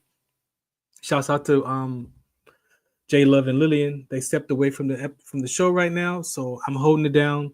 One Way TK is my new teammate in that, and so we interview different Christian artists, play music. So it's a Christian hip hop talk show, and yeah, that's Lit Live, 7 o'clock on Sundays, and then 5 o'clock on. Take that back. Saturday at 7 o'clock, Sunday at 5 p.m. If you want to listen to that show, they also have an app. Lit Live is also in a lot of the American cars now, like Chevy and Jaguar and Cadillac. So now, like Apple Music, when you plug in your cell phone to Apple Music, well, those screens now already have Lit Live on the screen. So it's a streaming platform of music, and they have like, it's like Sirius kind of. They have other genres of music, 70s, 80s, rock and roll, all kind of stuff on there. But we are on the Christian hip hop channel, GH3, God's House of Hip Hop.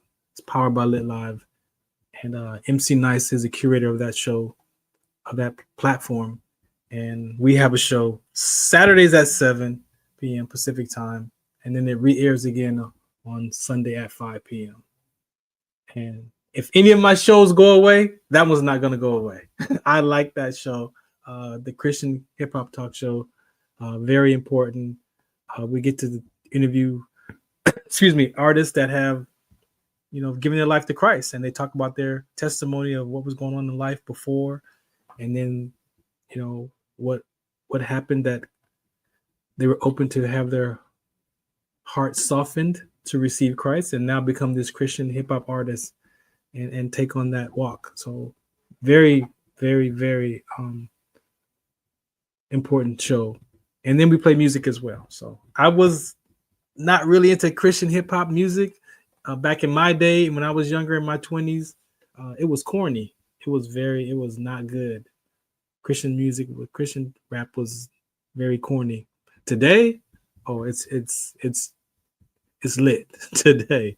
The message is in there, the music is there, and so yeah. As we were talking about music, that was something that now I listen to. If I listen to some rap music or whatever, I know that I can go to listen to some Christian music to, sanctify that hip hop, so that I make sure that my life is balanced with the Word of God, but also as we talk about, how do you just walk away from stuff that's in your heart. That I could sing those old songs in my own head just right now. Like they don't just disappear, right? And it's not judgment for me to say that it's wrong for you to listen to that music either, right? That's what I said earlier. You've got to give that to God for yourself. What you got? I think we figured it out. I just got a light bulb. What? You just have them on the show, and whatever song you're going to bring out in Fahrenheit, you just have them do a nice little cover of. Boom, bam. Have them rap over it. They get a new song, and then you get a song for the segment. There you go. See? Right? Don't be afraid of the music. If there's something in your life that you don't want in your life, no, but that's real. If you don't want something in your life anymore, if it's drinking or smoking, then you go to God with that. And believe me, He will take it away. But you got to be willing to let that go. You got to be willing to let that go. That's so true. And it's no one is here to judge you, whether you still listen to it or whether you still drink or you smoke cigarettes. It's not for us to judge. But if you want help in that area, personally, I'll tell you, that it's the hardest part about quitting something that could be harming you is, it for me at least, was worrying about what all the other people would think about me as I was trying to make myself better. Like the devil on one shoulder was like, yeah, but you'll be so soft and you'll never have fun with people ever again. And then the angel was like, yeah, but your kidneys are failing. So like, let's think about what's real here. And then the devil spoke up again. Like the devil won't stop talking. Right? No. The devil's like still putting his input in like it matters. Where it's like, and luckily I don't know where it came from, but I finally had the strength to do it. And, you know, I haven't been able to check my proteins or anything. So I don't know, you know, how good of a job it did, but I mean, I feel better. I'll tell you, you know, I'm not waking up on Sunday morning going like, oh, right. Yeah. Right. So, I mean, it definitely helped that, but that devil, I mean, he doesn't quit. And he has no power. He only has influence. Yeah. You know, He's only he got has as no much power power as you give him. Exactly. So I appreciate you for saying that, because that's a struggle. And really, when you look at, you know, the conversation that we have, if I'm telling myself silently, or the devil's on this side saying, you know, you're not good enough, you know, you're not worth it, and your spirit is like, yeah, you know, you could do this, you got the confidence, you got the courage, it's almost, who am I going to become if I don't have that? I'm not good enough anymore. Get into that. Who am I going to be if I discover that I am worth it? But I've been telling myself for 40 years that I'm not worth it. But all of a sudden, now you're going to tell me that I am worth it? Like, that's a battle in the mind. Because now it's almost the fear of being completely different, is what you mean? Exactly. What are you going to think about me now? What do I do now? I'm not used to being uncomfortable. Exactly. Yeah. Wow. Some people need chaos. Some people need chaos in their life to feel alive. They need the drama to feel alive. I know too many people like that. But I'm saying that's what we deal with as people, as human.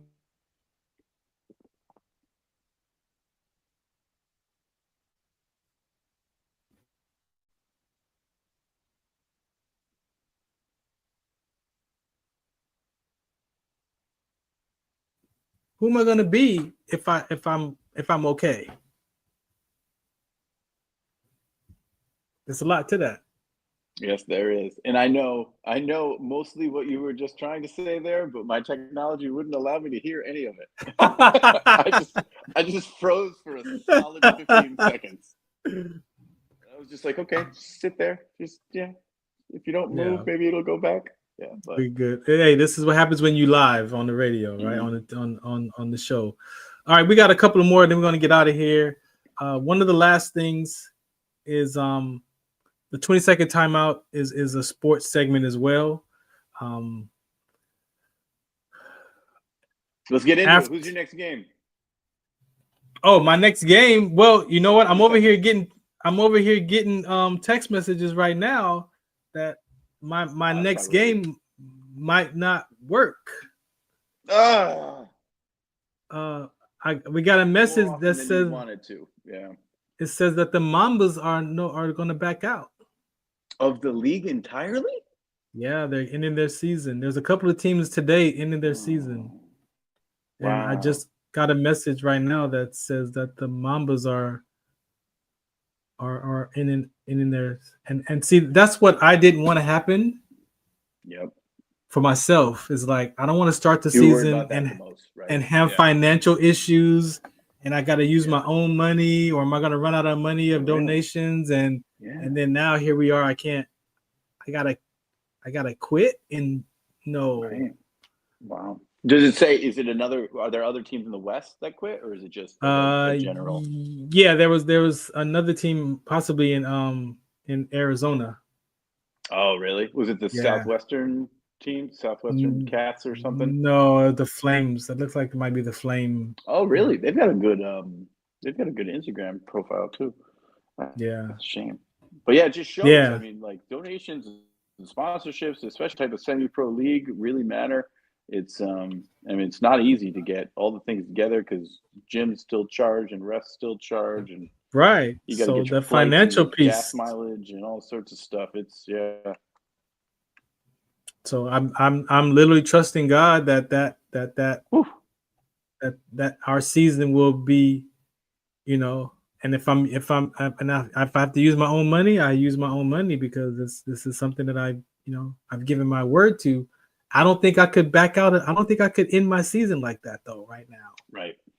I don't. It's so hard to get to that where you don't want to give up on yourself almost. Yeah, right? right. That's another devil angel conversation where it's like we can do this, have your faith, and then just we got this. We plan B, plan C. Hopefully people will come together and do it. So, oh man, so you're not gonna win. So then, when is the next game for the Ventura County Orcas? Then, if this game. So that means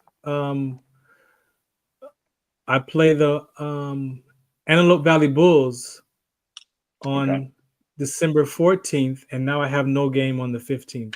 On the 15th, which sometimes the back-to-backs are kind of tough. So maybe that. I thought about that too, right? I was like, what was I thinking about when I put that schedule together? If anybody from the Kern County team is watching this, the Mambas, I've seen a couple of their games. I mean, there's no hate involved in this, but it's probably good for them, for their psyches, that they did drop out because they were getting beat by like 70, 80, 100 points. Yeah. Like every game. So maybe you wouldn't have had that much of a problem on your second night of a back-to-back against them. See, don't say, leave it there. Right, that's what I mean. I'm not trying to hurt anybody's feelings. Leave it there. But yeah. Those games, because it's like everybody that plays cares. Yeah, but then you realize that, it's like if you're a Division I basketball team playing against the Boston Celtics, you have to have a certain level of expectation. Like you can't beat yourself down if you just can't compete at that level. Exactly. Right. And then that kind of is that's what seemed to happen. Because I watched the Mambas play in against Guy Levy, a team that the Chula Vista Suns just lost to. We're a pretty good team, and we got beat in the fourth quarter, and they ended up losing by like 85 points to them. And then I watched the game on, I think it was this past Saturday night, and they actually lost. It was like 102-point victory, I think, from the 10th ranked Inland Empire. When you play the 10th ranked team, when you play Inland Empire? In January. The Hounds. In January. You got a long way to go. So you got a bunch of practices. I got time. Yeah. I got faith. I like the guys in your team. I really do like your team. I like your coach. I like your players. You got everybody knows their role. Like we're definitely developing. We're 500. We're a developing team for sure. We're a developing team for sure. So that's the 20-second timeout sports. I mean, when you do 20 seconds right there, you got 20 seconds. Right. All right. Hold on, let me put that down in the stats. Yeah, please. How many timeouts I got left? How many 20-second timeouts I got left? You got 2 left.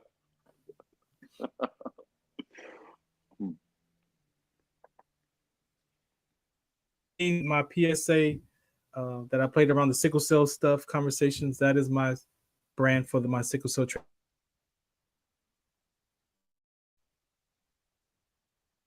exertion. That's it behind me right there, over here. a red blood cell condition. It's inherited. It combats malaria. That's what the body created, a defective gene. So people in Africa and those parts of the country where the malaria is present, that's how they survive malaria. So as African Americans, we have the sickle cell trait. The Asian community, they have alpha or beta thalassemia.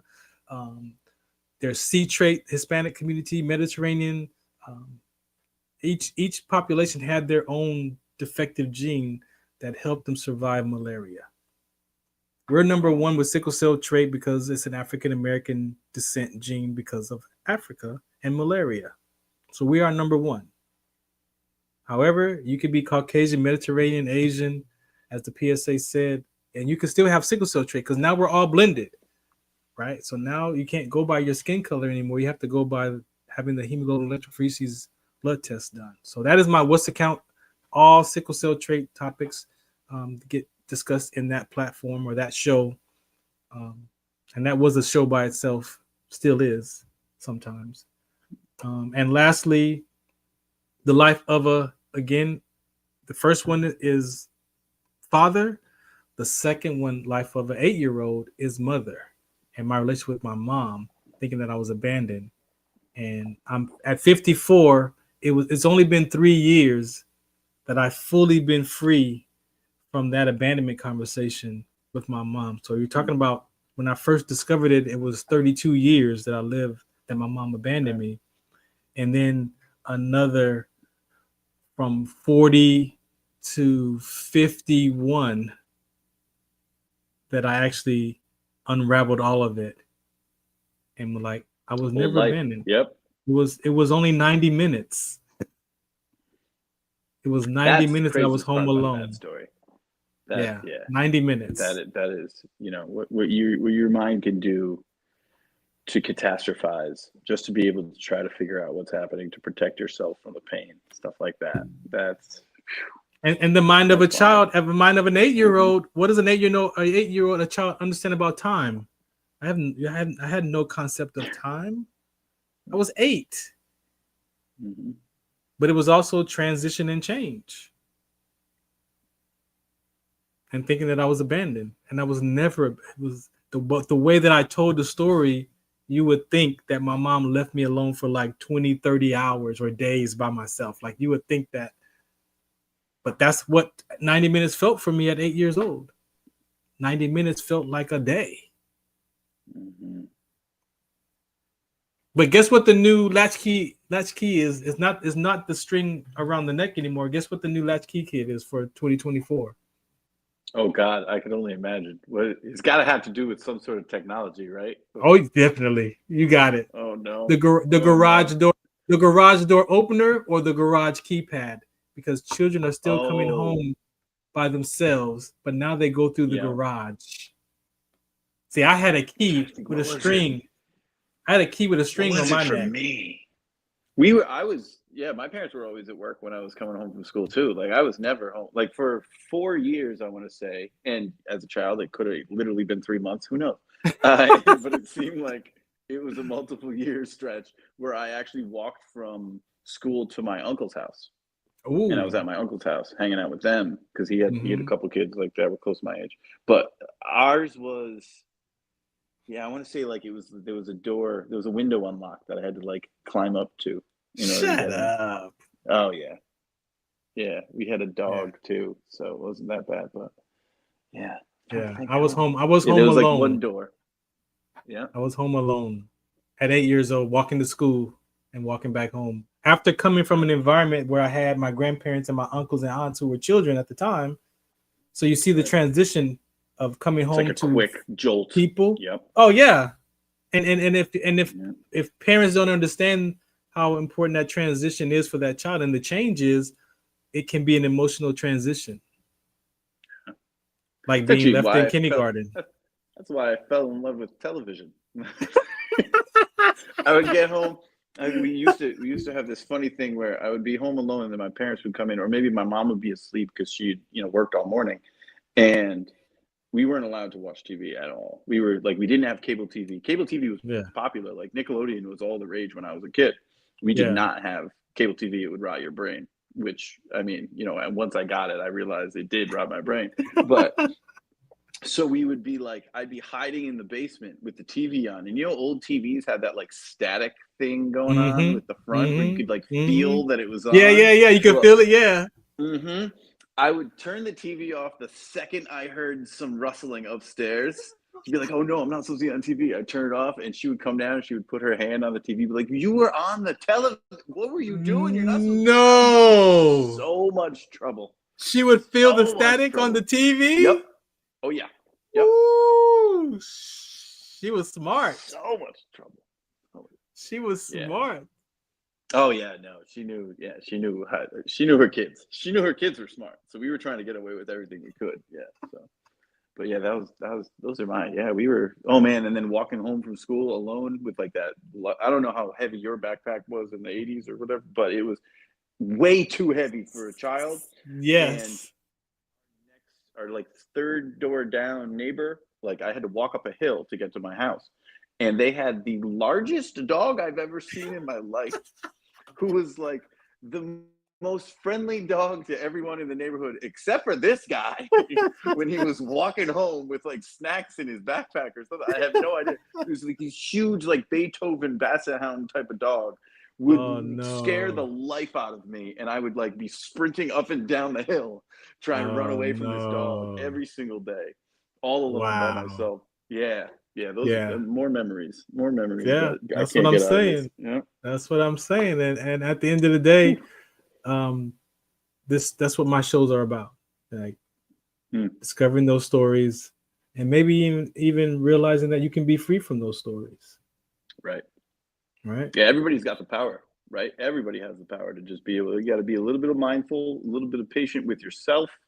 Yeah. Be willing to grow, kind of be open to it, and you know, understand that. That's why I think this is so valuable, because regardless of our differences, we can relate. The littlest thing that we can relate to can help each other out. Just the tiniest thing. Yeah. And that's important, you know, again, being on this platform for my veteran community is we know that one veteran every 65 minutes takes their life. One veteran, whether it's a male or female, take their life, one every 65 minutes. And what is that? Like what has you get to the space that, you know what, why bother? And to have been there, to have gone through that, and to be on the other side of it and be able to maintain, to stay alive, it's something that I know what it feels like. I know what it tastes like. I know you can share that. You can get get somebody. You can put the hand down and pull them out. Right. Yeah. If they're willing, you can pull them out of the trench. If you're willing. Sometimes people aren't willing, but again, the relatedness allows that. The relatedness allows that heart to be softened. Yeah. They'd be like, hey, you know what? Well, is that what that is? Because I have this. Well, maybe let's talk about that. That could be what that is for you. Might not be the same as mine, but it could be something that you could relate to, that I could relate to, that I could share how I made it through that. Yeah. Yeah. The other side of it. Like to form patterns. They like to be able to see patterns. So if you can connect those dots in a positive way, be like, oh, maybe I can. Maybe it isn't as bad, or maybe there is a chance, or you know, there's light somewhere at the end of some tunnel. You know, exactly. Yeah, and this is my what's next. After 24 years in the Army, then that sickle cell trait gene over here, you know, that was my what's next. So I just want my veteran community, but it's not just veterans, it's athletes, veterans of sports, police officers, you know, people who wear uniforms for 10, 20 years, 30 years. Sometimes your identity is trapped in that uniform. And who are you when that uniform is done, when you retire?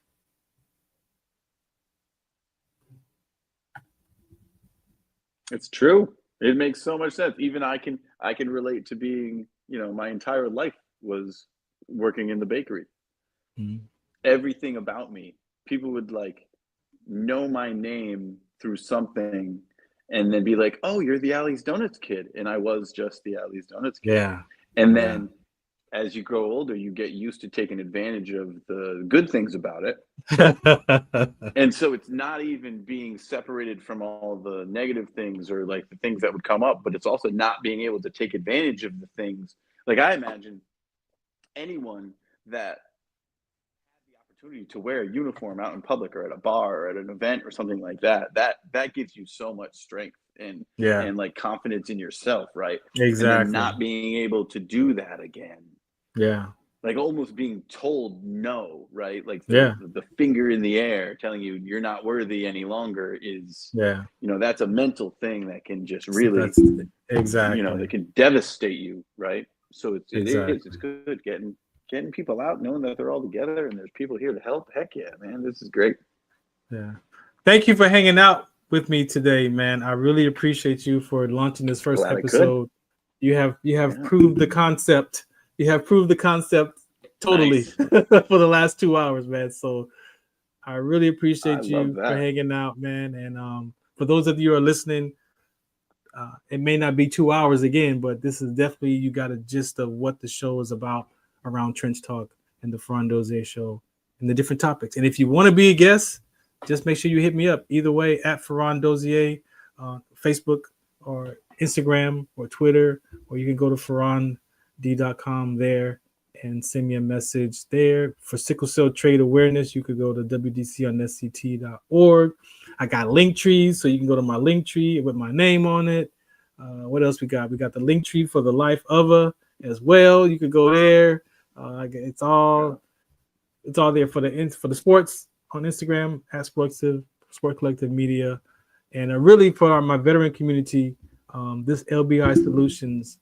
That is the curriculum that I've been part of the last 6 years, and Caldwell is going to leave that education whenever he passes away. He wants me to continue that conversation. So I've been learning his curriculum for the last 6 years, and so applying that to my life, we know that curriculum works, helping veterans around veteran suicide, so and children as well, youth.